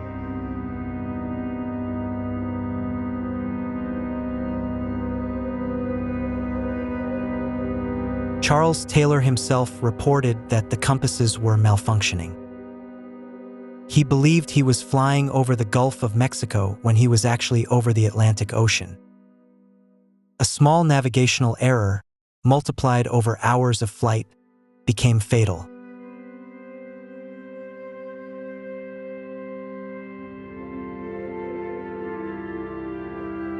Modern studies confirm that localized magnetic anomalies exist in parts of this region. But they are not strong enough to seriously affect modern equipment. With the crude instruments of the 1940s, however, the consequences could have been far more severe.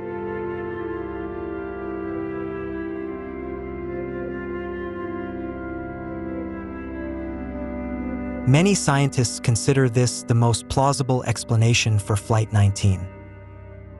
Not the supernatural, not aliens, just basic physics and outdated technology placed in an unforgiving situation.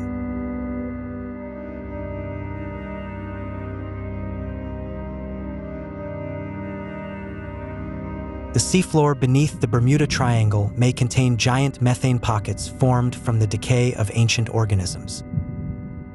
When pressure builds high enough, they can erupt suddenly and violently toward the surface.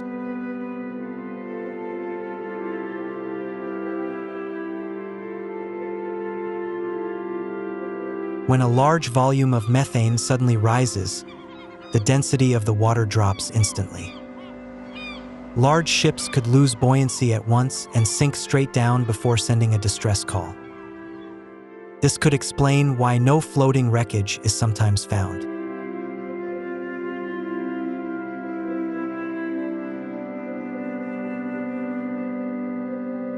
For low-flying aircraft, methane entering the engine system could cause engine failure. Flames from the engines meeting a methane cloud could trigger an immediate explosion. This theory attempts to explain the disappearance of both ships and aircraft.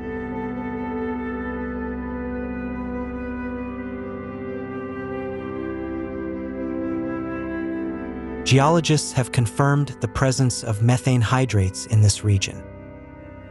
Some studies, including research published in 2003 by Australian scientists, suggest that major gas eruptions in the past may have been powerful enough to sink medium-sized ships within minutes.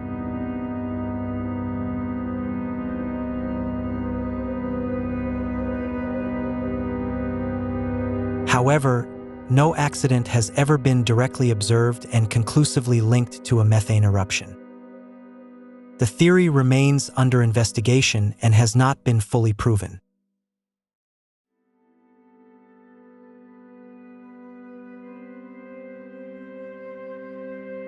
The Bermuda Triangle lies within one of the most active tropical storm regions on Earth. Storms over the Atlantic Ocean can form and intensify rapidly here, sometimes within only a few hours.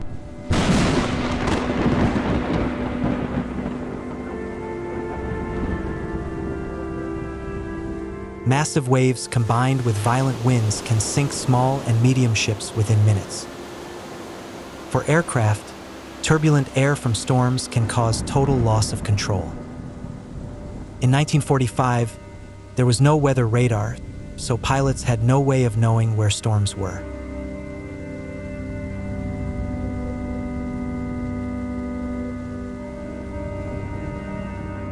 On the day Flight 19 vanished, weather reports indicated rapidly changing conditions by late afternoon. There were no early warning systems and no real-time data. Pilots could fly directly into a storm without realizing it.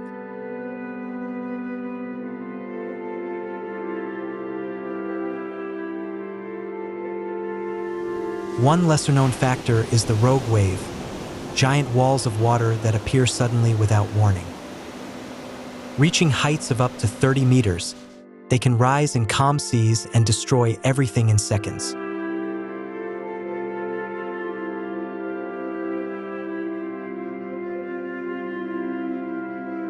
Data from NOAA confirms that the Bermuda Triangle is one of the most meteorologically unstable regions on Earth. This factor alone may explain the majority of reported disappearances.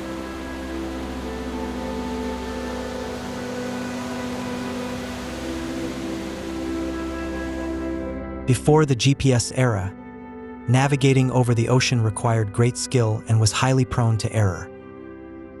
Pilots had to determine position through celestial navigation, measuring stars, calculating by hand, and relying on clear skies.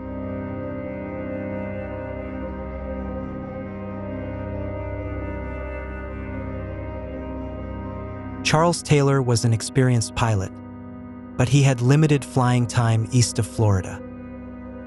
Investigators believe he misidentified the islands below him.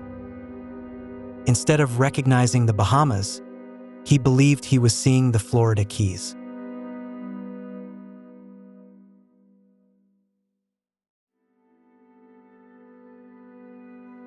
When Taylor turned north based on that mistaken belief, the squadron moved farther into the Atlantic Ocean.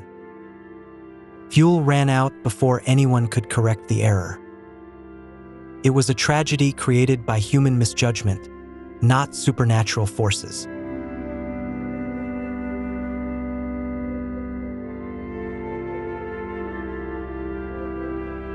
Taylor's family rejected that conclusion. They believed he was an exceptional pilot who could not have made such a basic mistake. But even the most skilled professionals can fail under stress and limited information.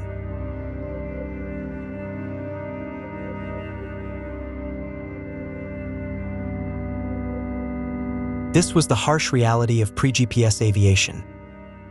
Lack of information leads to wrong judgment leads to wrong decisions, and wrong decisions over a dark ocean leave no chance for recovery.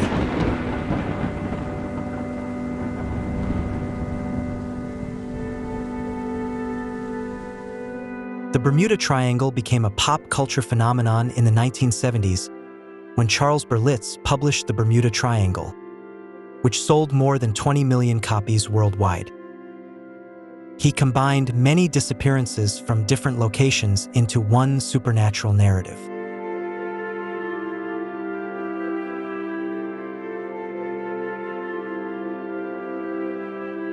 What few people know is that Lloyd's of London, the world's most famous maritime insurer, does not charge higher premiums for vessels crossing the Bermuda region. If it were truly abnormally dangerous, they would have known first.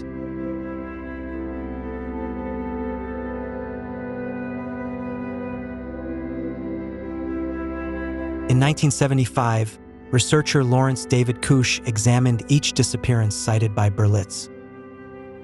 He found that many occurred outside the triangle, some were exaggerated, and some were entirely fabricated.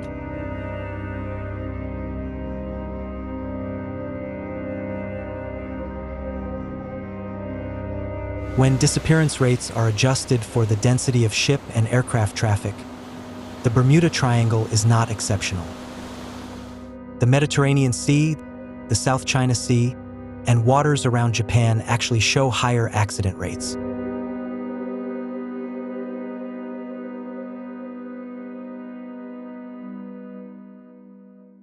In 2010, NOAA stated that there is no scientific evidence showing accident rates in Bermuda are higher than normal. The legend had grown larger than reality.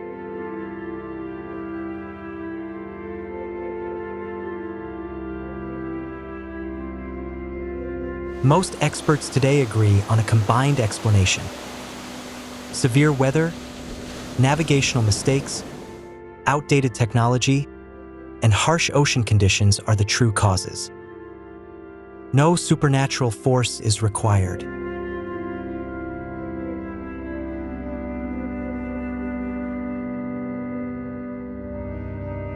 Every year, thousands of flights and tens of thousands of ships pass safely through the Bermuda Triangle. With GPS, radar, and satellite communication, this region is no more dangerous than anywhere else.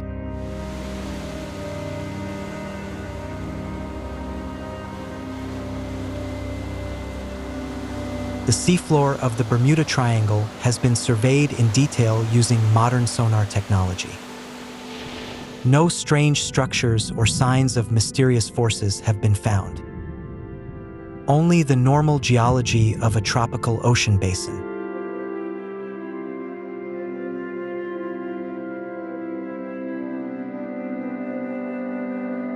The real mystery is not the disappearances, but why people so deeply want to believe in mysteries.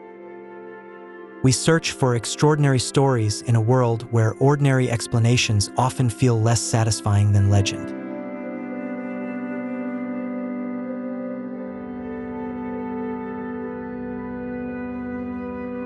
The Bermuda Triangle will remain a symbol of mystery in human culture, not because it is more dangerous than other seas, but because it reminds us that the ocean is vast, majestic, and still not fully understood.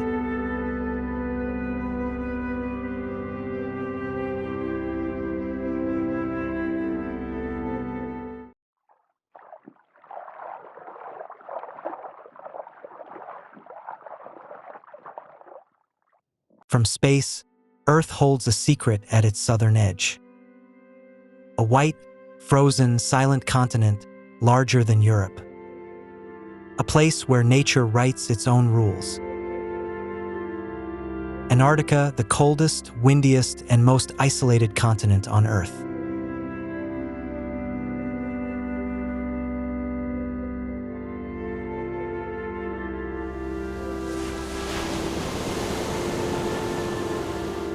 A land that belongs to no nation, no one, only to time and to ice.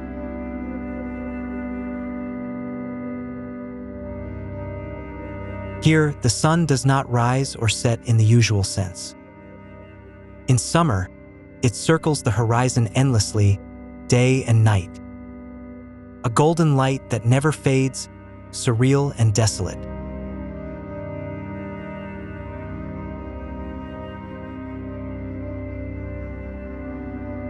More than 98% of Antarctica is covered by ice, averaging 2.3 kilometers thick. Beneath it lies a real continent, with mountains, valleys, and lakes, all buried for millions of years.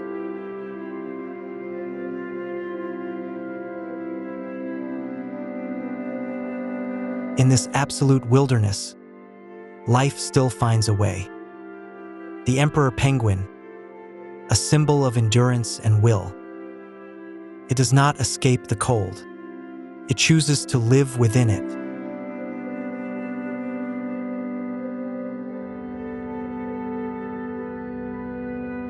In 1983, temperatures at Vostok Station dropped to minus 89.2 degrees Celsius, the lowest ever recorded on Earth.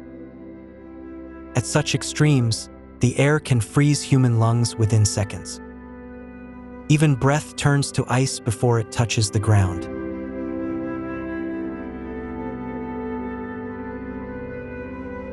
Katabatic winds, the most violent winds on Earth, can reach 320 kilometers per hour. They form as cold air rushes down from the ice plateau toward the coast. A single storm can bury an entire research station within hours.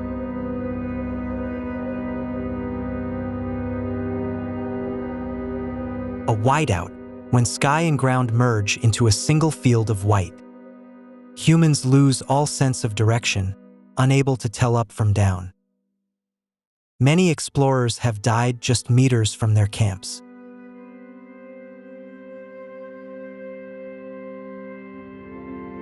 Beneath the smooth snow lie crevasses hundreds of meters deep, hidden like invisible traps, waiting for the smallest mistake. One wrong step can be the last.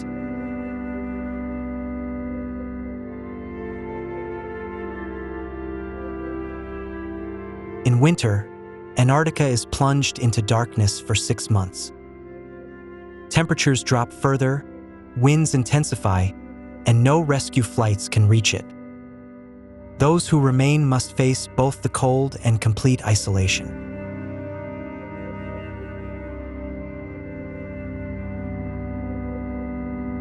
Yet within the darkness comes something extraordinary. The aurora australis dances across an untouched sky. A cosmic display of light reserved for those brave enough to stay.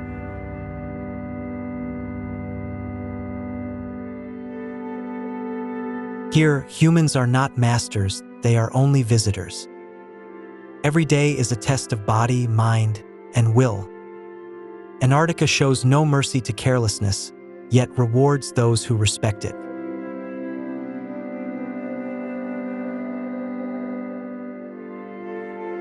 The Southern Ocean encircles Antarctica like a vast natural moat. Here, the Pacific, Atlantic, and Indian Oceans converge. Waves rise up to 15 meters high, with no land to break the wind for thousands of kilometers.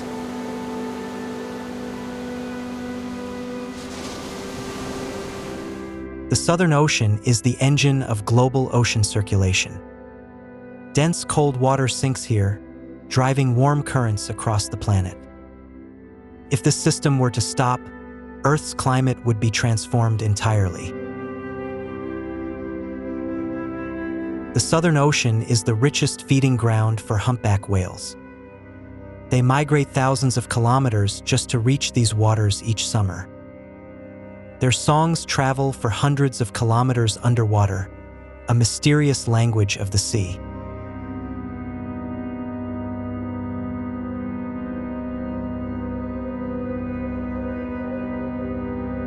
Krill, tiny creatures only a few centimeters long, form the backbone of the Antarctic ecosystem. A blue whale can consume up to 4 tons of krill each day. If krill disappear, the entire food chain collapses.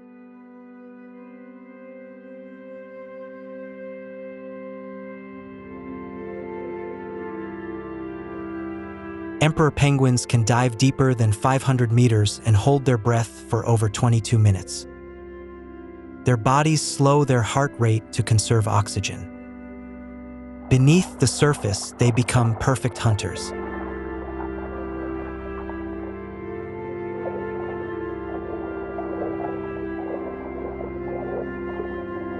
Weddell seals are the southernmost living mammals on Earth. They carve breathing holes through ice to access the ocean in winter. Their calls echo beneath the ice like strange, otherworldly music.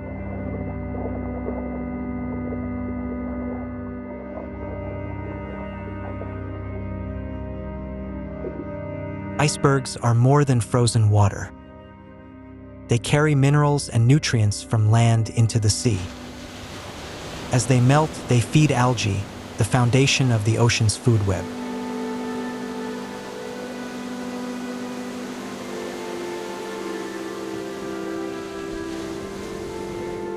The Southern Ocean generates the most powerful storms on Earth.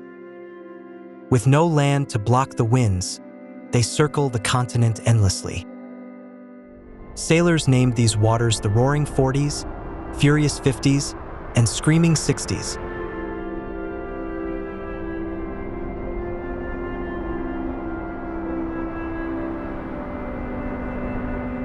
Calving, the moment when a massive block of ice breaks from a glacier and crashes into the sea. A single event can trigger waves like a small tsunami and thunderous echoes. This is how giant icebergs are born.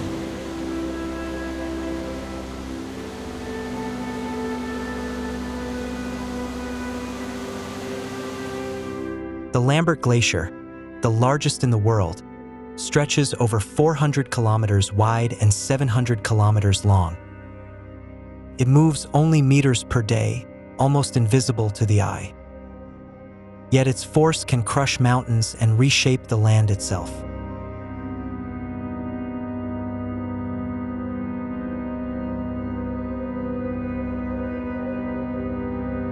Each centimeter of ice core is a page in Earth's climate history. Tiny air bubbles inside hold ancient atmospheres. By studying them, scientists can read temperatures and air composition from 800,000 years ago.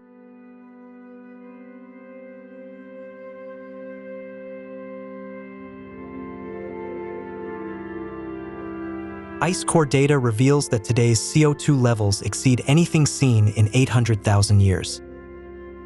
Ice does not lie, it only records truth. And that truth is warning us about what lies ahead.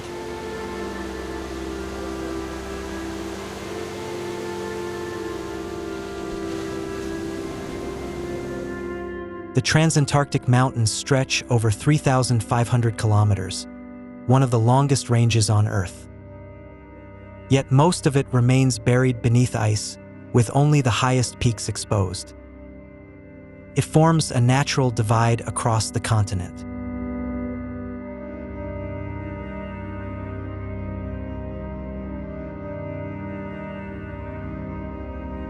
Nunataks, peaks rising above the ice, are the loneliest rock islands on Earth.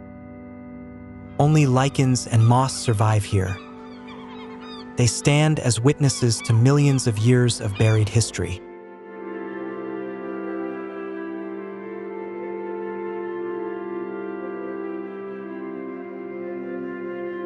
Using ice-penetrating radar and seismic waves, humans have mapped what lies beneath.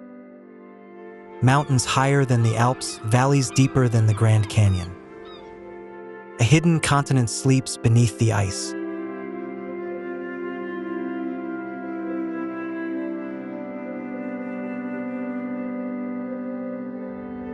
In 2000, iceberg B-15 broke from the Ross Ice Shelf, spanning 11,000 square kilometers, larger than Jamaica. It drifted for years before breaking apart. A single event like this can alter ocean currents and regional weather.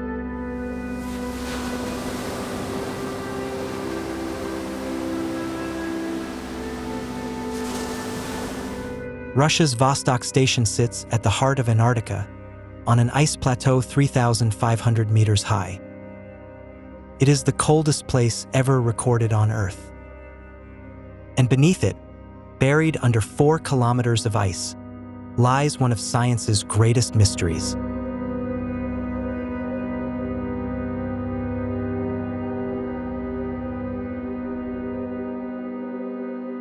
Lake Vostok, stretching 250 kilometers long and 50 kilometers wide, is one of the largest lakes on Earth.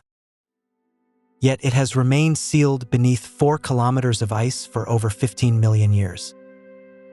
No light, no atmosphere, only water, pressure, and darkness. The water temperature is around -3 degrees Celsius, yet it does not freeze. Immense pressure from the ice above keeps it liquid. Geothermal heat from below sustains this extraordinary environment.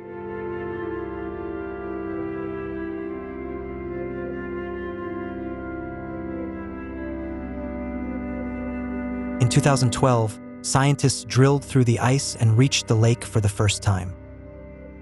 In the samples, they found traces of microbial life, living in total darkness. These organisms have been isolated since before humans existed.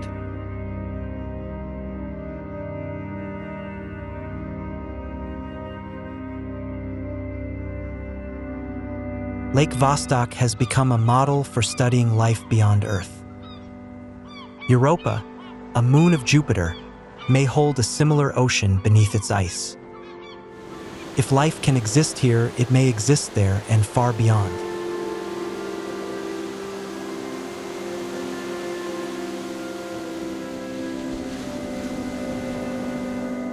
The greatest challenge is not drilling through 4 kilometers of ice. It is reaching the lake without contaminating it with surface microbes. If we fail, we may lose the truth forever.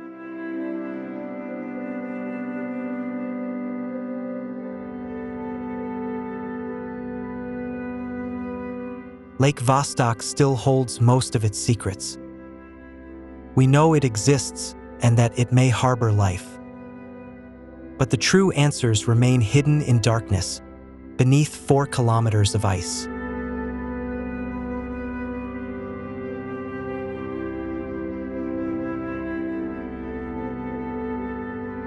The Antarctic Peninsula is warming 3 times faster than the global average. Glaciers that have existed for thousands of years are retreating at unprecedented rates. Antarctica is changing, and that change will affect the entire planet.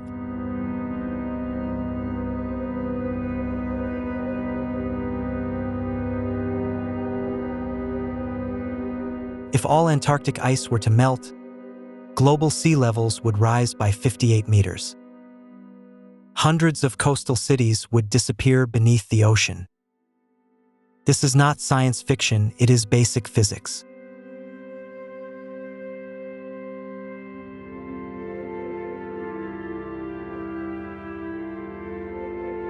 Thwaites Glacier, known as the Doomsday Glacier, is losing mass at an alarming rate.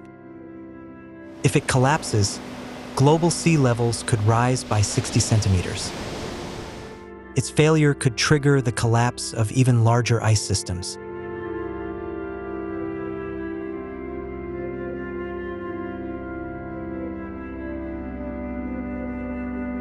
Emperor penguins depend on stable sea ice to breed. When ice forms later and melts earlier, chicks cannot survive long enough to mature. In 2022, one colony recorded a 100% chick mortality rate due to ice loss.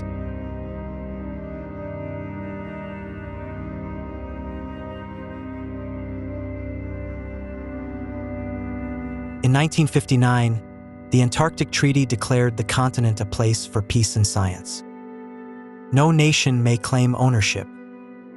It remains the only fragile shield protecting Antarctica from division.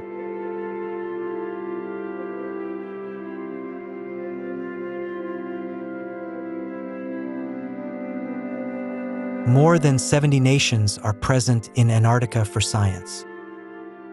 Here, even rival nations collaborate and share data. It is one of the few places where science stands above politics.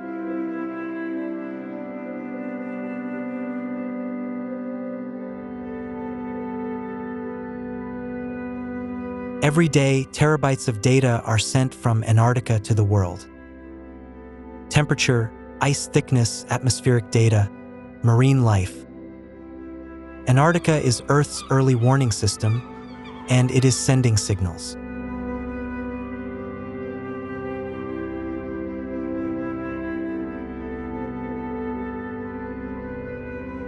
From above, drifting icebergs resemble fragments of another world. Each carries a story from the continent into the ocean. And those journeys are growing shorter as the ice melts faster than ever before.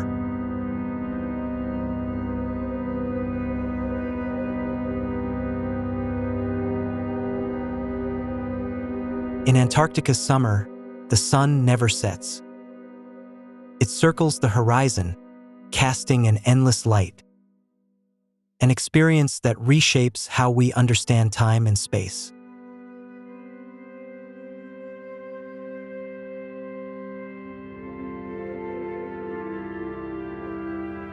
The submerged part of an iceberg is even more surreal than what lies above. Light filters through it, creating colors beyond description. A hidden world melting away before most will ever see it.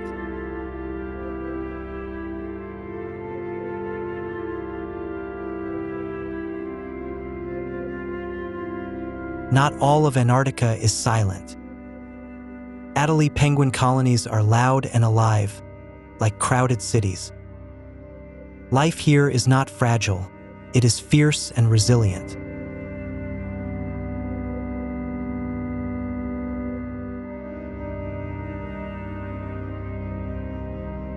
Sometimes nature creates masterpieces without an artist. A perfect ice arch reflected in still water. No words are needed, only the understanding that this place must be protected.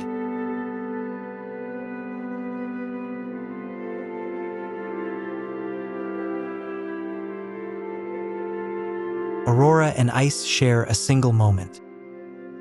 One changes every second, the other has endured for millions of years. Yet both are now changing in ways we do not fully understand.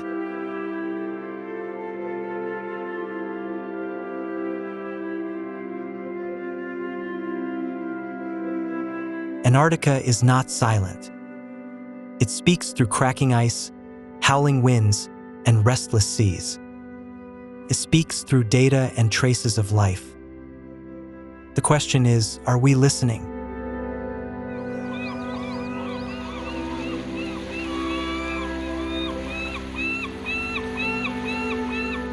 Antarctica reminds us that there are still places beyond human control, but not beyond human impact. We cannot own it, yet we can destroy it, and that is exactly why we must choose not to.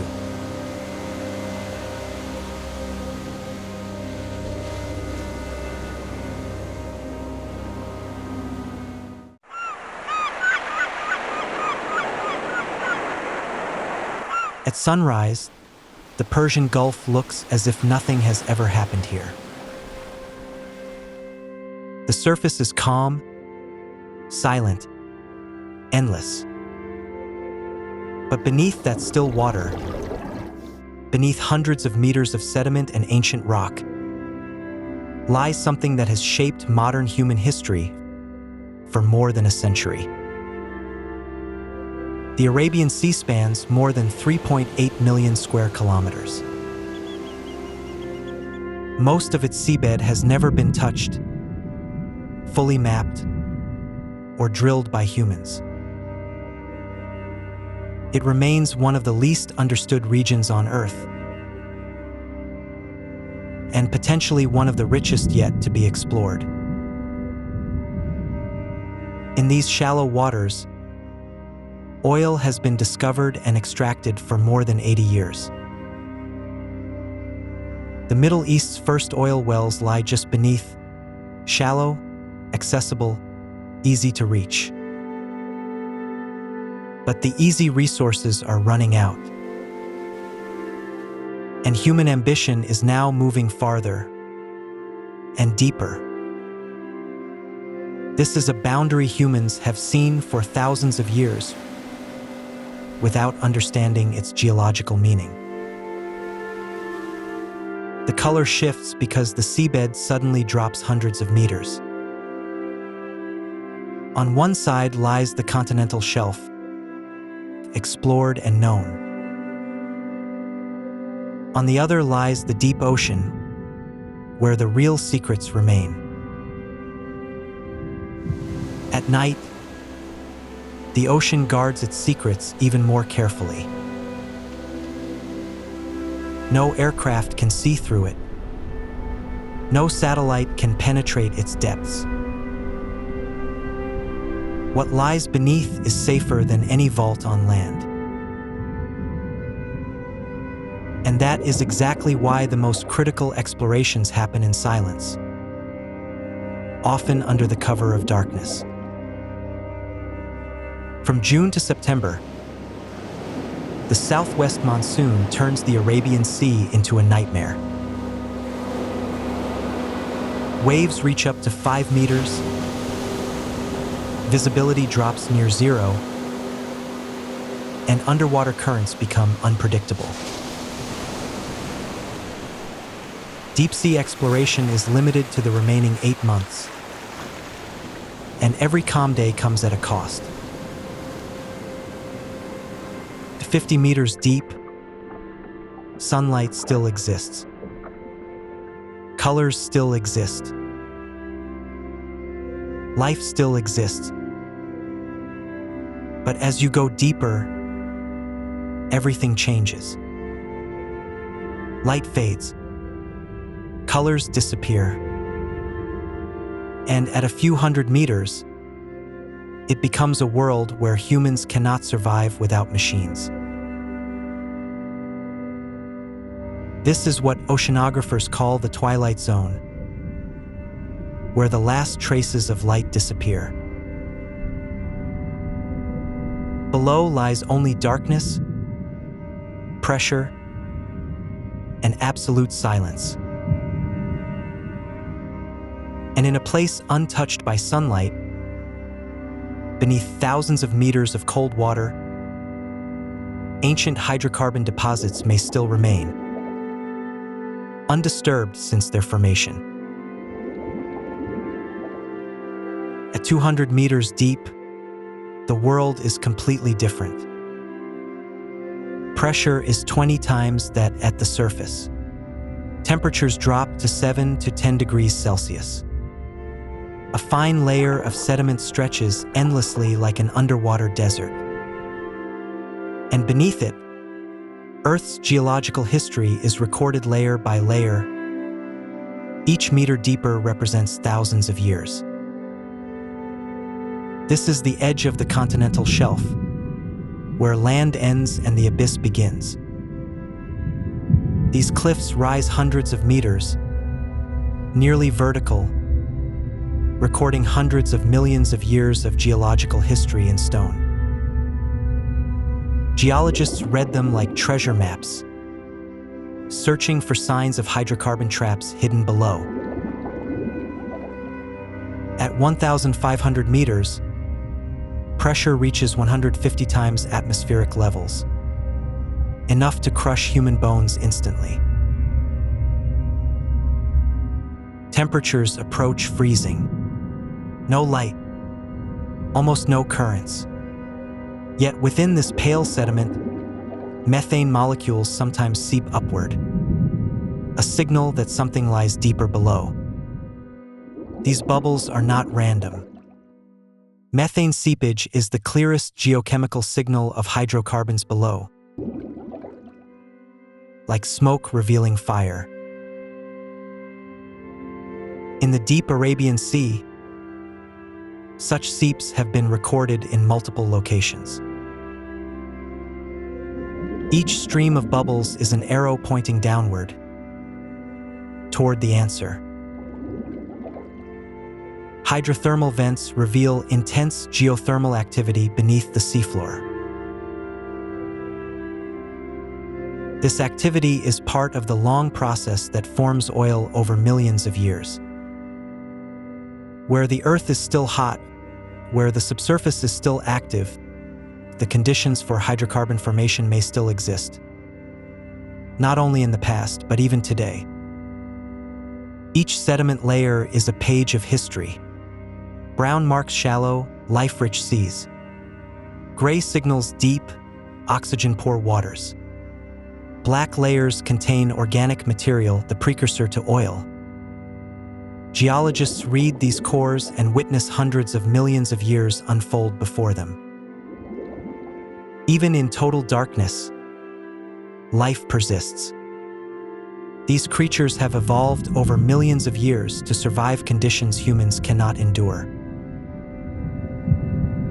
The deep ocean is not lifeless. It is a complex, fragile ecosystem. Cold water corals live at depths of hundreds to thousands of meters, without sunlight.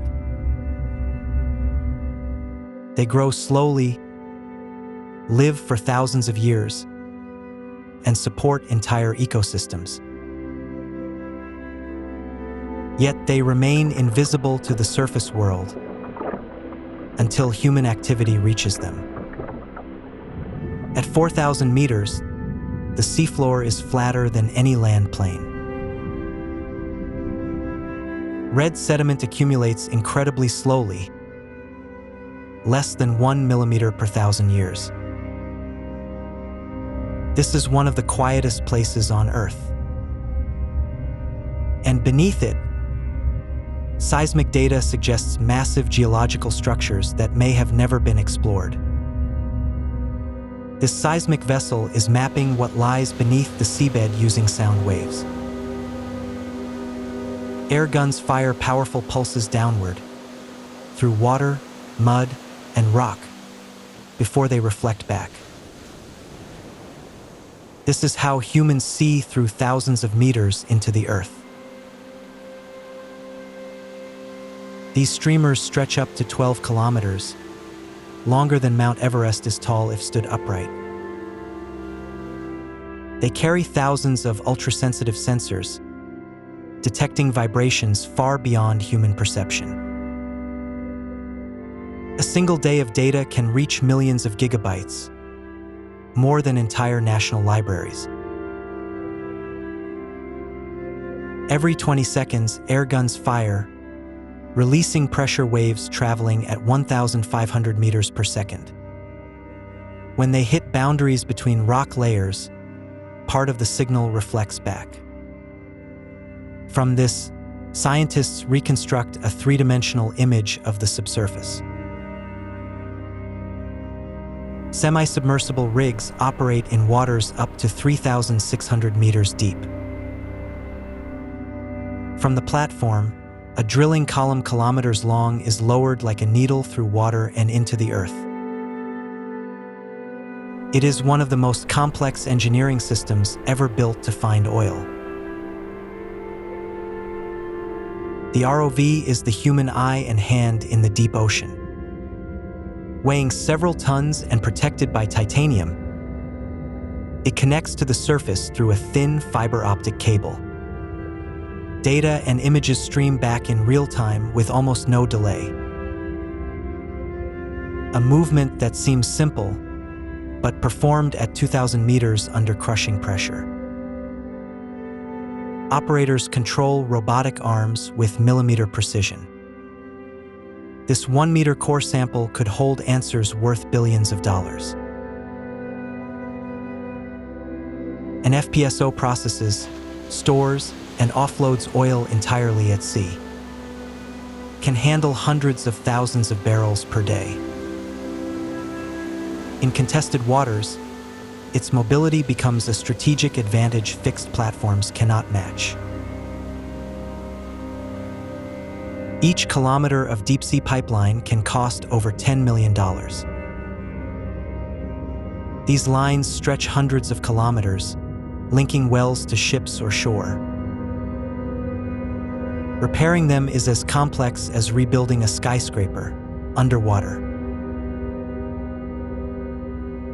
Not every vessel at sea belongs to oil companies.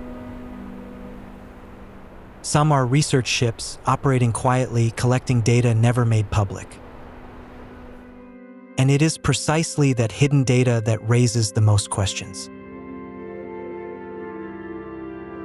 The Strait of Hormuz, a narrow stretch of water less than 50 kilometers wide at its narrowest point. Yet every day, around 21 million barrels of oil pass through it. Tankers move in organized lanes like highways at sea, carrying the energy that fuels the global economy. This is not just a shipping route, it is the main artery of the modern world. A VLCC, a very large crude carrier, can transport up to 2 million barrels of oil in a single journey. Stretching over 300 meters and weighing more than 300,000 tons fully loaded, these ships move slowly like drifting mountains. Their immense inertia means they require up to 8 kilometers to come to a full stop. Every day, hundreds of these giants silently carry energy across the planet. It is no coincidence that the world's most powerful navies maintain a presence here.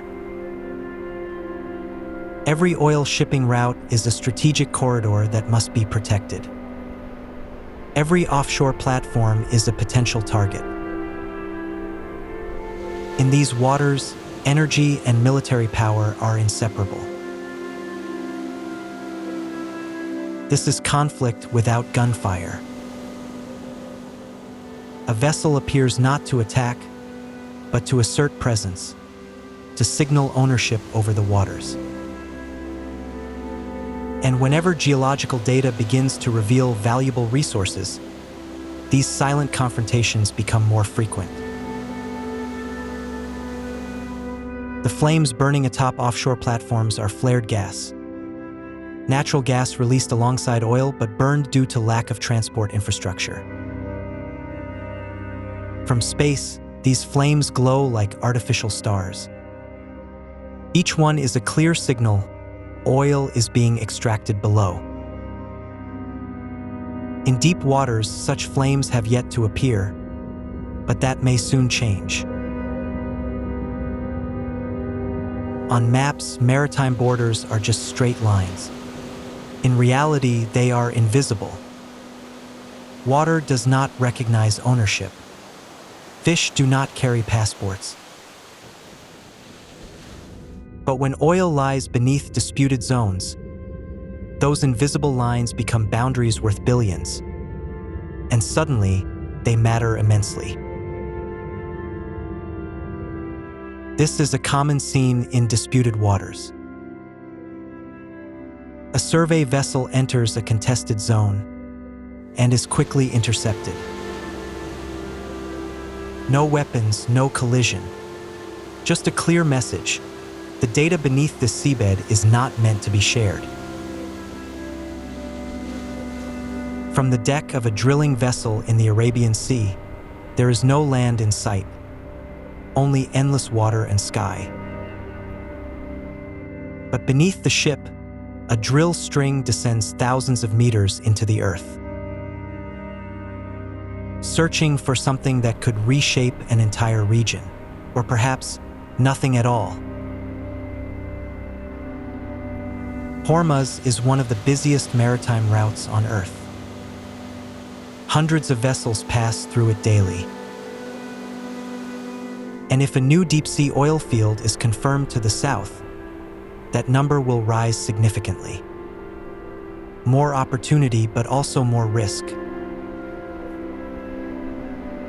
The Arabian Sea during storm season is one of the harshest environments for engineering on Earth. Waves rise to extreme heights, winds exceed 100 kilometers per hour, and underwater currents shift unpredictably. These forces can destroy any structure not built to perfection. It is one of the reasons why these deep waters remain largely unexplored. On the open ocean, every vessel is supposed to have an identity. But sometimes, there are ships that choose not to be seen. No clear flag, no AIS signal. They move through the darkness, appearing and disappearing from global tracking systems. And most notably, these gaps often occur in the deep Arabian Sea. AIS tracking systems can detect nearly every ship on Earth, but they are not perfect. Those who understand the system know exactly when and where to disappear. A vast stretch of ocean with no signals, no traces, in one of the world's most critical maritime regions. And that is no coincidence. At night, satellites reveal the truth most clearly. The Persian Gulf glows with hundreds of lights from offshore platforms and vessels. But beyond it, the Arabian Sea fades into complete darkness. No lights, no recorded activity. But in the world of energy, silence rarely means absence. It often means concealment. Beneath the surface, another world operates unseen. Military submarines move silently, collecting data, tracking signals, listening to every movement. In the deep-sea energy game, geological intelligence is as valuable as military intelligence. And nations are willing to go to great lengths to obtain it first. Sea fog hides everything, much like the world of deep-sea oil. The ships, the money, the power, it is all there. But no one sees the full picture. Each side sees only a fragment, or only what they are allowed to see. And within that fog, decisions are made that can reshape entire regions. From the Arabian deserts, massive sandstorms can sweep hundreds of kilometers out to sea, erasing visibility entirely. Surface operations come to a halt. But thousands of meters below, there is no storm, no wind. What lies beneath the seabed remains untouched by the chaos above. It has been there for millions of years, waiting. At sunset, offshore rigs appear almost beautiful, like silhouettes against a burning sky. But beneath that beauty lies a different reality. These machines drill deep into the earth, extracting resources that took millions of years to form. And every barrel brought to the surface is a piece of the past that will never return. Above the ocean, surveillance aircraft monitor every movement below. Every vessel, every platform, every anomaly is recorded. The data is analyzed, compared, and stored. In this world, almost nothing remains truly hidden, except for one thing: what lies deep beneath the seabed. From above, the Arabian Sea at dawn appears untouched by human hands. A flawless mirror reflecting a pale pink sky. Yet beneath that calm surface lie billions of tons of hydrocarbons, resting for hundreds of millions of years. The question has never been whether they exist, but who will claim them, and at what cost. The sea knows nothing of oil, nothing of money or power. It simply does what it has always done, moving, eroding, and reshaping the world. And when humanity is gone, the ocean will erase every trace. The only question is, before that happens, how much will we take? Every oil platform has an end. When the reserves run dry, these massive steel structures are dismantled, cut apart, and removed. The cost can reach billions of dollars. But what has been extracted never returns. On the seabed, only traces remain, steel memories of what once stood. Out at sea, there are moments when all boundaries disappear. Water and sky merge into a single horizon. And somewhere beneath that line, the answers remain hidden. Not in maps, not in political agreements, but within the silent layers of sediment far below.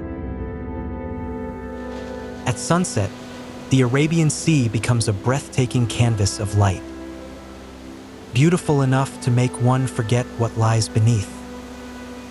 But as the light fades, darkness takes over. And in the depths where sunlight never reaches, the secrets remain untouched, waiting for those bold enough to uncover them.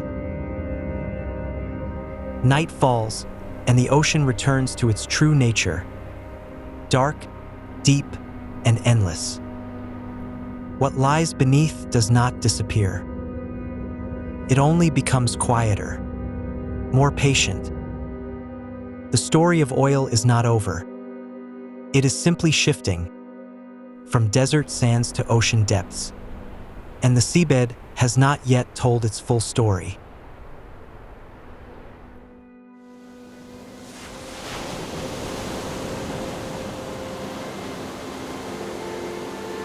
On the world map, there is a narrow strip of water less than 33 kilometers wide, so small it is easy to overlook.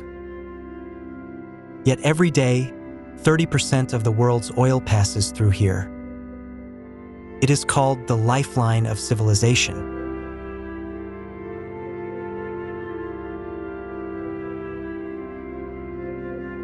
Every day, around 21 million barrels of oil silently pass through here, carried by massive tankers longer than 3 football fields. They come from the oil fields of Arabia and travel to every corner of the world. There is no alternative route.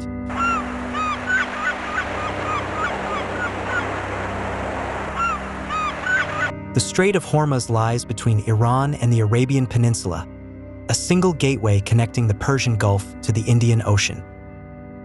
Its full width is 33 kilometers, but the actual shipping lanes are only about 3 kilometers each way. It is one of the most closely monitored geographic spaces on Earth.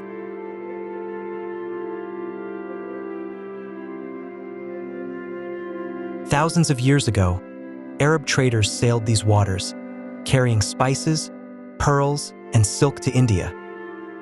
Hormuz was once an independent trading empire where sea routes converged. Its role has changed, but its importance has never diminished.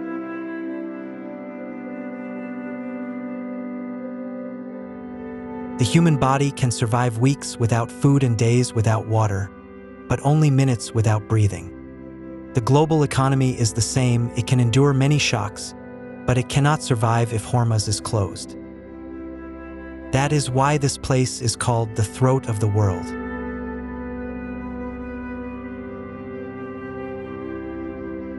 "21 million barrels of oil. That is what the Strait of Hormuz must digest every single day. If poured into Olympic swimming pools, it would fill over 30,000 of them. No other oil transit route on Earth comes close to this scale.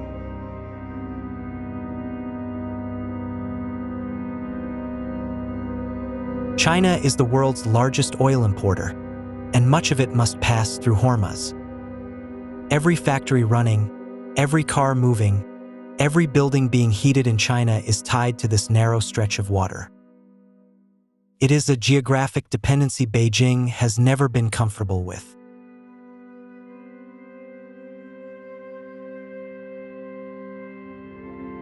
Japan imports over 90% of its oil through Hormuz. With no significant domestic energy and no pipeline alternatives, it relies entirely on tankers and a single strait. South Korea faces a similar reality. For both nations, Hormuz is not a choice, it is geographic destiny.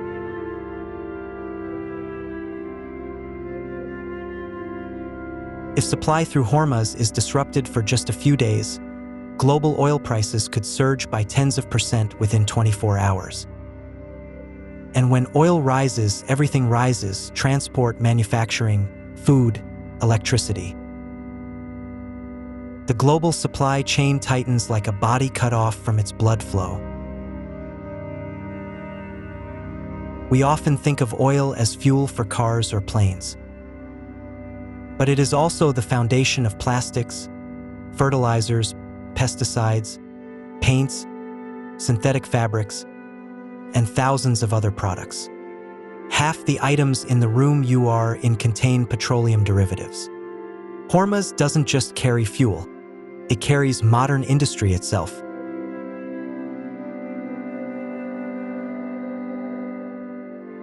India, one of the fastest-growing economies in the world, is also increasing its dependence on Gulf oil. The Jamnagar refinery processes over 1 million barrels a day, most of it arriving through Hormuz. The prosperity of hundreds of millions of Indians is anchored to a strait thousands of nautical miles from Mumbai.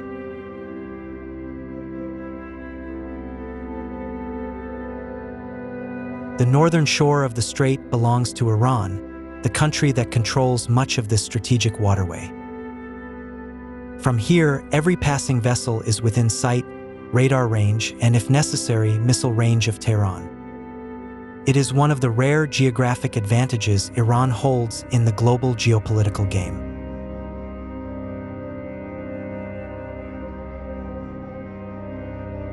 Along Iran's coastline, anti-ship missiles like Noor and Khalij-Fars are positioned on rugged mountain terrain. They can strike targets hundreds of kilometers away, and within the narrow confines of Hormuz, no vessel can escape their range. This is asymmetric warfare, low cost, high destructive impact.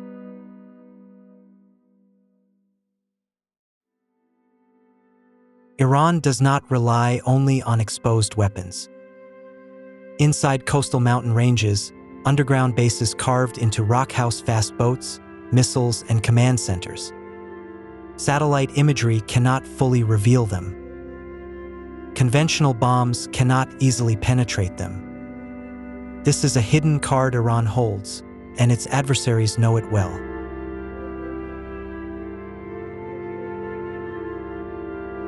A $13 billion U.S. aircraft carrier can be overwhelmed by hundreds of small speedboats worth only tens of thousands each. This is the swarm tactic Iran has practiced for decades, attacking simultaneously from all directions with speed and overwhelming numbers. In the narrow waters of Hormuz, traditional technological superiority becomes ineffective.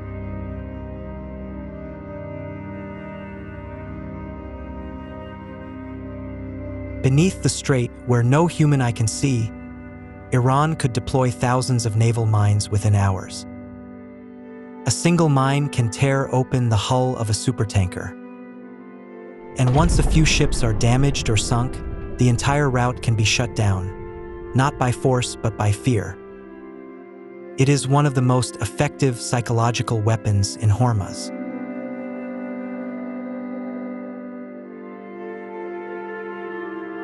In response, the United States Navy maintains a constant military presence in the Gulf and the Strait. The Fifth Fleet, based in Bahrain, patrols 24/7, with ships, radar, and satellites tracking every movement. It is a never-ending mutual surveillance, and both sides know a single mistake could trigger disaster.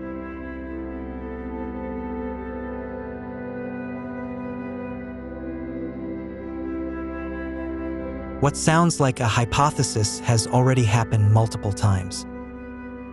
In 2019, several oil tankers were attacked near Hormuz, their hulls breached and crews thrown into panic.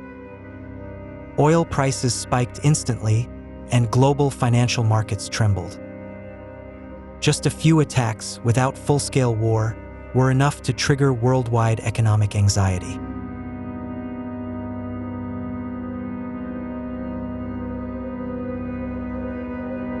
In summer, temperatures in Hormuz can exceed 50 degrees Celsius. The sea becomes a mirror reflecting intense heat, and metal surfaces on ships can burn skin on contact. Crews work in conditions nearly beyond human tolerance, while electronic systems frequently fail under extreme temperatures.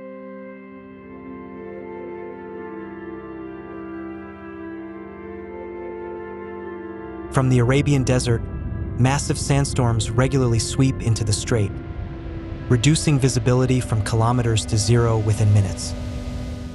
Navigating a 330-meter-long tanker through a 3-kilometer channel without sight is a challenge captains must face. Radar becomes the only eye, yet even it can be disrupted in the storm.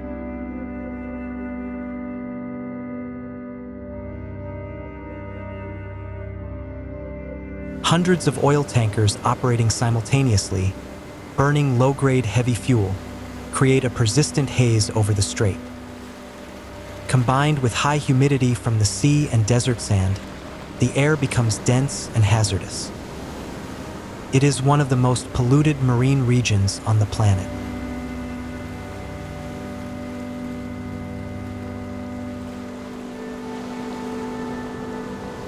A supertanker requires 3 to 5 kilometers to come to a full stop. In Hormuz's narrow 3-kilometer shipping lane, that means there is no margin for error. Captains must make split-second decisions, relying on years of experience and nerves of steel. A single collision could sink hundreds of millions of dollars and trigger a devastating oil spill in these confined waters.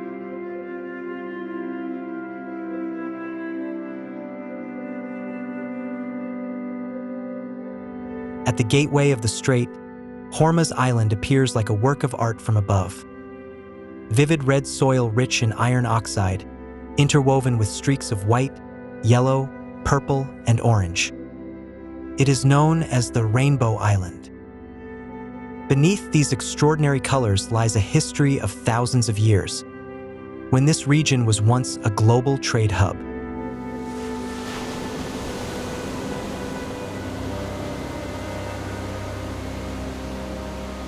The people of Orcas do something few places in the world can claim. They eat the earth. This red soil, rich in iron oxide and minerals known as galak, is mixed into bread, used as a seasoning, or even eaten on its own. It is not poverty, but a unique culinary tradition deeply connected to the island's unusual geology.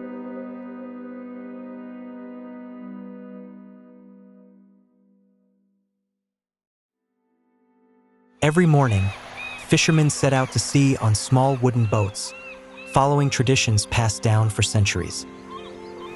And every morning, they share the water with steel giants over 300 meters long, carrying oil for the global economy. Two worlds could not be more different, yet they coexist on the same narrow stretch of water.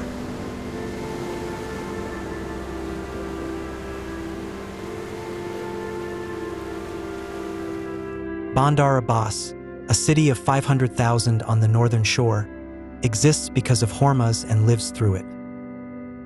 Its port is Iran's main trade gateway, where goods from around the world arrive and Iranian oil flows out. For the people here, geopolitics is not abstract. It is their jobs, their income, and their daily lives.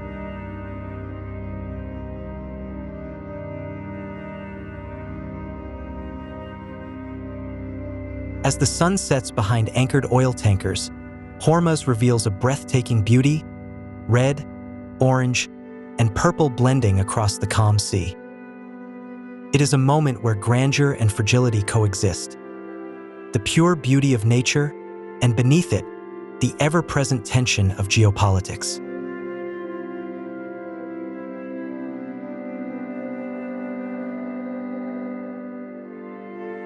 Saudi Arabia and the UAE have built pipelines across the desert to reduce dependence on Orcas. But their total capacity can only handle about 20% of the required oil flow. The remaining 80% has no route except the strait. And building more pipelines? It would cost hundreds of billions of dollars, take decades, and face nearly insurmountable terrain challenges.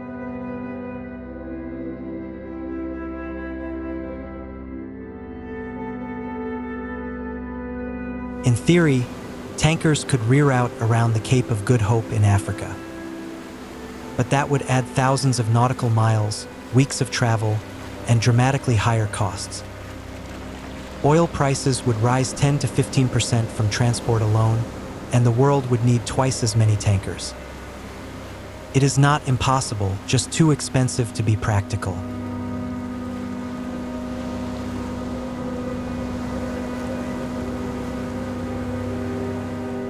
The world is transitioning toward renewable energy, but far more slowly than headlines suggest. Oil will still dominate global energy at least until the mid-21st century. During this transition, Orcas remains irreplaceable.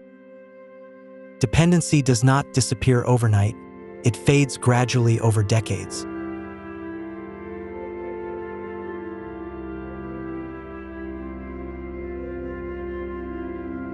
Experts have modeled a scenario where Orcas is closed for just 48 hours. Within the first 6 hours, global financial markets begin to tremble. By hour 24, oil prices could exceed $200 per barrel. By 48 hours, some Asian governments may convene emergency cabinets. No war is needed, just 2 days of closure.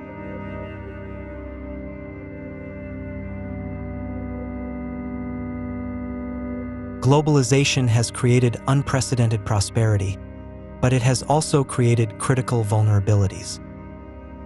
Orcas is the clearest example. A $100 trillion global economy depends on a narrow 33-kilometer strip of water. That is not strength, it is fragility dressed as prosperity.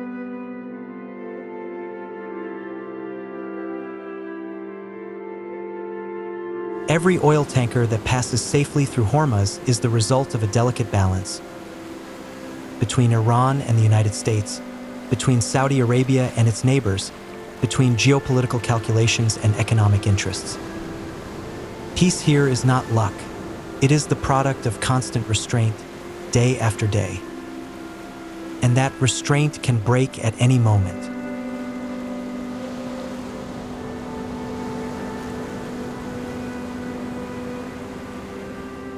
Modern civilization is built on energy, and that energy must pass through Hormuz. We have created megacities, global supply chains, and complex transport networks, all relying on the uninterrupted flow through a strait narrower than a single city.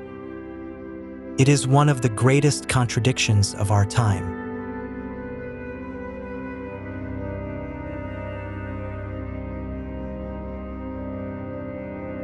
Every morning, Hormuz awakens and continues its work, quiet, unseen, yet indispensable. As long as the world needs oil and economies remain interconnected, this strait will remain a crossroads of destinies. A narrow 33-kilometer strip of water, small on the map, yet carrying the weight of an entire civilization.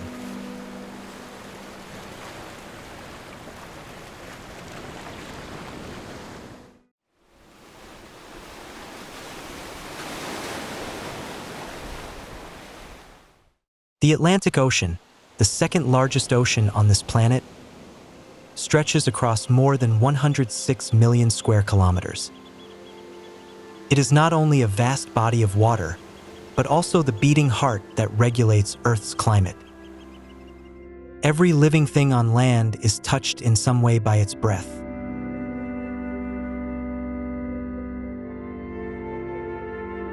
Beneath the surface, colossal currents flow like invisible rivers. The Gulf Stream carries warmth from the tropics northward, heating the continent of Europe from thousands of kilometers away. It is one of the greatest climate engines Earth has ever created.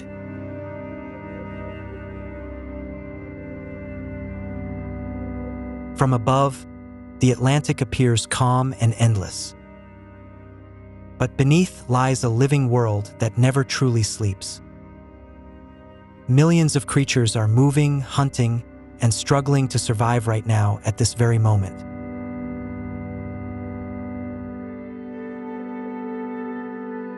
Every layer of water, every depth, forms its own ecosystem. From vast silver clouds of fish near the surface to strange creatures living without light in the abyss, the diversity here surpasses human imagination.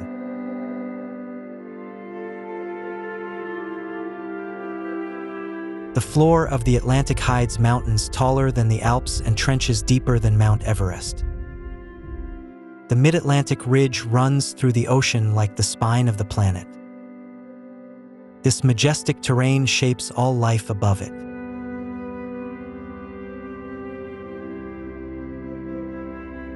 The Atlantic is the birthplace of some of the most violent storms on Earth. Heat energy from warm water transforms into destructive power. Yet that same energy also sustains millions of creatures that depend on the ocean's motion.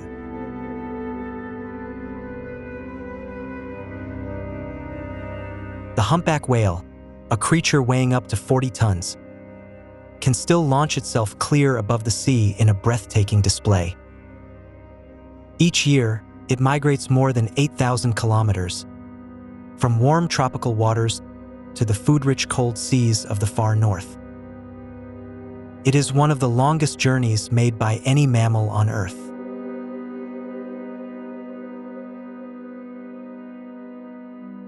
Humpback whales are brilliant strategists. Working together, they release giant rings of bubbles to trap schools of fish into a dense mass. Then the group surges upward from below, mouths wide open, swallowing tons of fish and water in a single strike.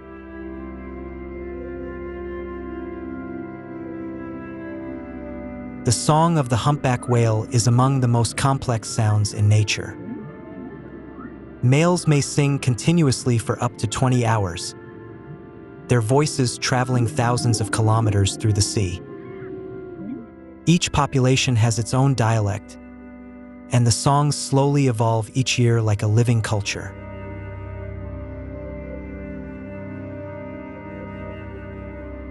The warm waters of the Caribbean are where humpback whales give birth and raise their young.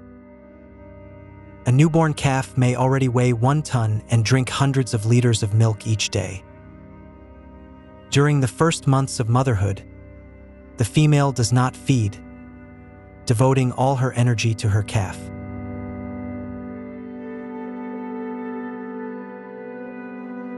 The sperm whale is the undisputed deep-diving champion of the ocean. With its giant head housing one of the most advanced sonar systems on Earth, it can dive deeper than 3,000 meters. Their pressure is nearly 300 times greater than at the surface, yet it hunts with ease.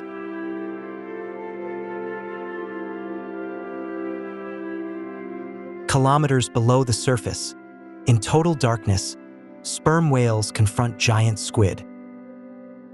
These legendary battles may last for hours, yet no human has ever witnessed one directly. The only evidence is the massive sucker scars left on the whales when they return to the surface.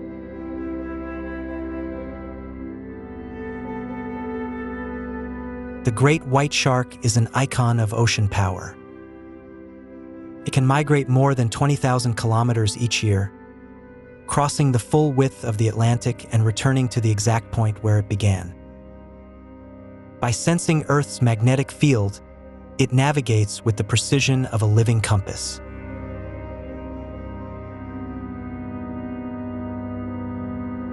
On the snout of the great white shark are thousands of electroreceptors called ampullae of Lorenzini. They can detect electric fields billions of times weaker than what humans could sense. Even when prey is buried beneath the sand, the shark can pinpoint its location by sensing the victim's heartbeat.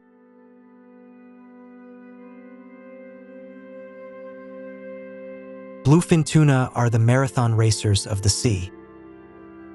They can swim at speeds of 70 kilometers per hour and sustain powerful movement for thousands of kilometers.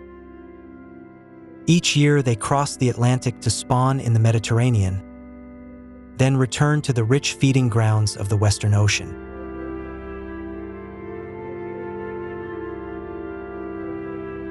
Bluefin tuna possess a rare ability among fish. They can keep their body temperature up to 20 degrees Celsius warmer than the surrounding water.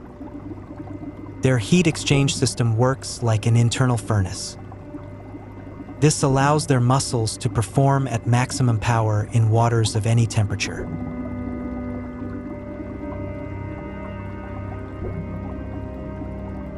Leatherback sea turtles are tireless long-distance travelers.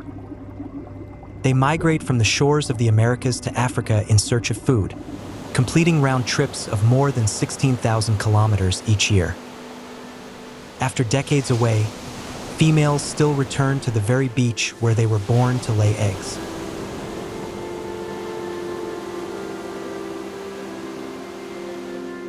Manta rays look like giant flying carpets gliding through the sea. Though their wingspan can reach 7 meters and they weigh several tons, they feed only on tiny plankton. They are among the most intelligent ocean creatures and can recognize themselves in a mirror, a rare trait in the animal kingdom.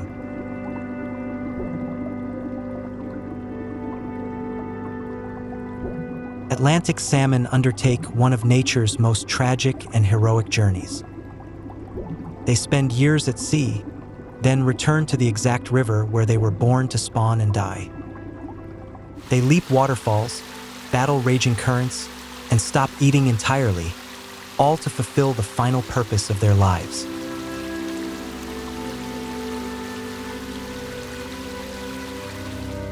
The Sargasso Sea, in the heart of the Atlantic, is the only sea on Earth with no shores, bounded entirely by ocean currents. European and American eels both swim here from opposite sides of the ocean to spawn and die.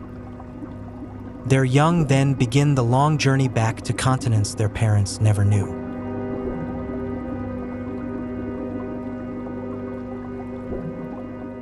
Atlantic creatures do not move at random. They read the ocean the way humans read maps.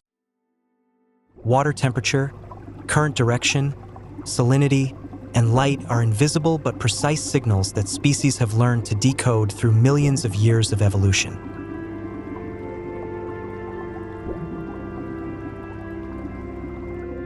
The call of a blue whale can reach 188 decibels, louder than a jet engine. This sound travels thousands of kilometers through the ocean by means of a special water layer known as the Sofar Channel. Two whales on opposite sides of the Atlantic may still hear and communicate with one another.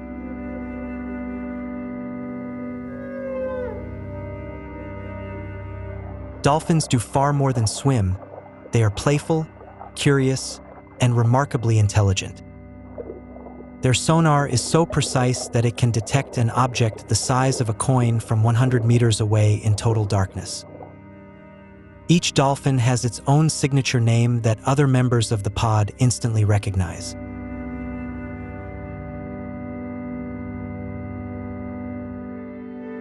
Octopuses are the masters of camouflage. In less than a second, they can change color, patterns, and even skin texture to blend perfectly into their surroundings. Strangely, octopuses are colorblind, yet they still camouflage flawlessly. Science has not fully solved this mystery.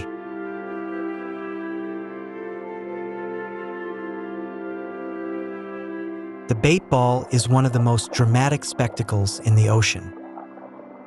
Millions of small fish pack tightly into a spinning sphere for protection.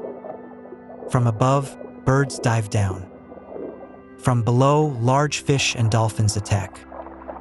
From the sides, sharks slice through. It is a perfect siege from every direction.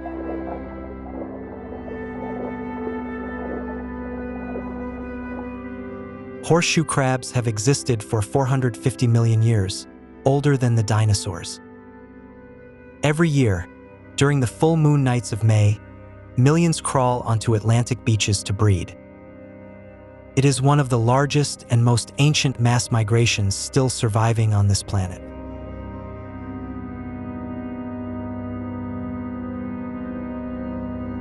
Swordfish can warm their brains and eyes to see more clearly in cold, deep water, an extraordinary adaptation that helps them hunt efficiently across many depths. They can reach speeds of 100 kilometers per hour in short bursts, making them one of the fastest marine animals on Earth.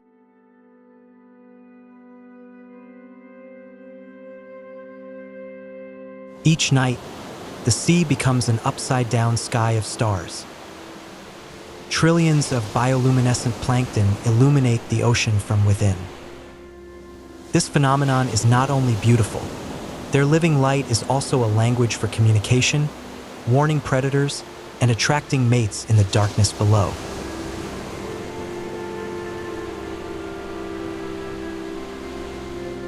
Atlantic coral reefs are miniature cities beneath the sea. Though they cover only 0.1% of the ocean floor, they shelter more than 25% of all marine fish species. Every reef is a complex living network where each species plays an irreplaceable role in the ecosystem.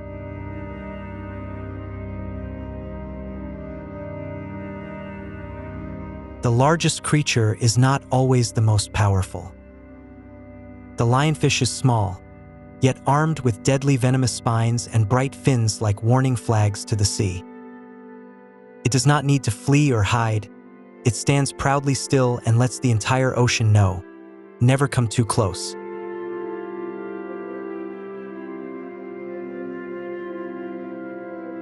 Below 200 meters, sunlight disappears completely. Temperatures fall close to freezing. Pressure becomes strong enough to crush a truck. This is the gateway to another world, the dark, deep sea that makes up nearly 95% of the volume of Earth's oceans.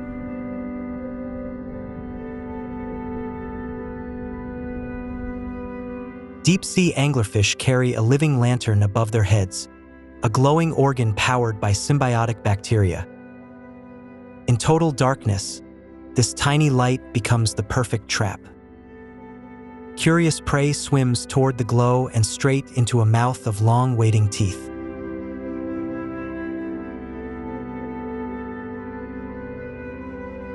Atlantic giant squid can grow up to 13 meters long, larger than a city bus. Their eyes, as wide as dinner plates, are the largest in the animal kingdom. In the deep darkness, those remarkable eyes can detect the faintest light from distant predators.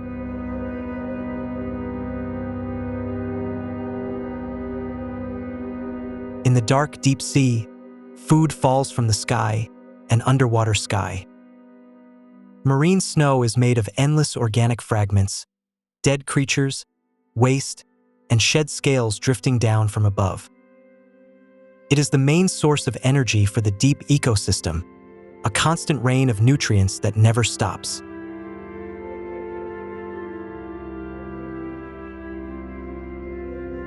Deep-sea dragonfish look like monsters from science fiction, yet their bodies are only a few dozen centimeters long. Their transparent fangs are so large the mouth cannot fully close.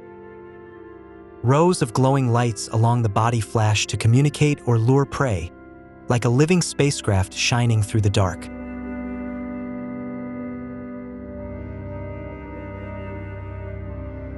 The Dumbo octopus lives at depths of up to 7,000 meters, making it the deepest living octopus known to science. It swims by gently flapping ear-like fins, gliding through the darkness like a ghost.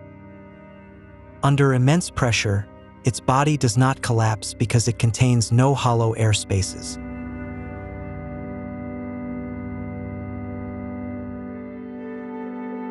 Newly hatched sea turtles begin their journey alone into the ocean, with no guide and no map.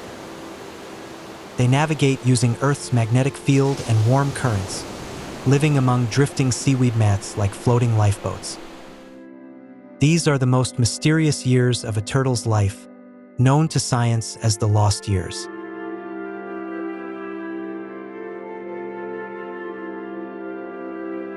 Despite its name, the vampire squid is neither a true squid nor an octopus, but a separate evolutionary lineage that has existed for 300 million years. When threatened, it turns itself inside out, covering its body with sharp spines like armor, a defense strategy unlike anything else in nature.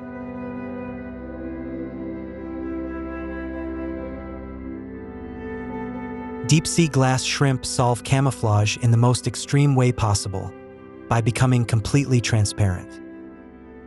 Their bodies are like glass, allowing light to pass through without reflection, so predators see only the ocean beyond.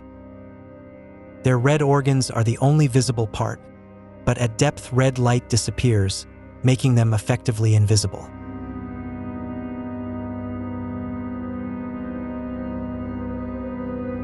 Humanity reached the moon before fully exploring the seafloor of its own planet. Even today, only a little over 20% of the ocean floor has been mapped in detail.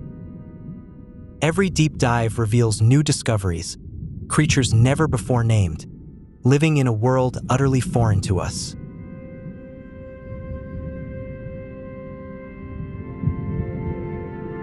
On the floor of the Atlantic, where not a single photon of sunlight can reach, vibrant oases of life still exist. Hydrothermal vents blast water as hot as 400 degrees from deep within Earth.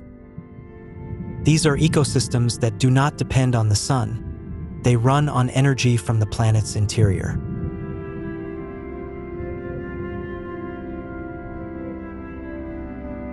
Giant tube worms, reaching up to 2 meters long, survive entirely through chemosynthetic bacteria living inside their bodies. They have no mouth, no stomach, and no digestive system.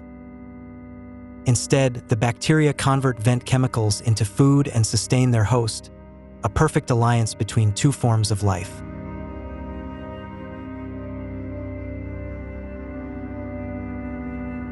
The Yeti crab looks like a creature from legend, with claws covered in white fur. In reality, those are long filaments that host chemosynthetic bacteria. The crab waves its arms and vent water to grow the bacteria, then feeds on them, a perfect self-sustaining farm carried on its own hands.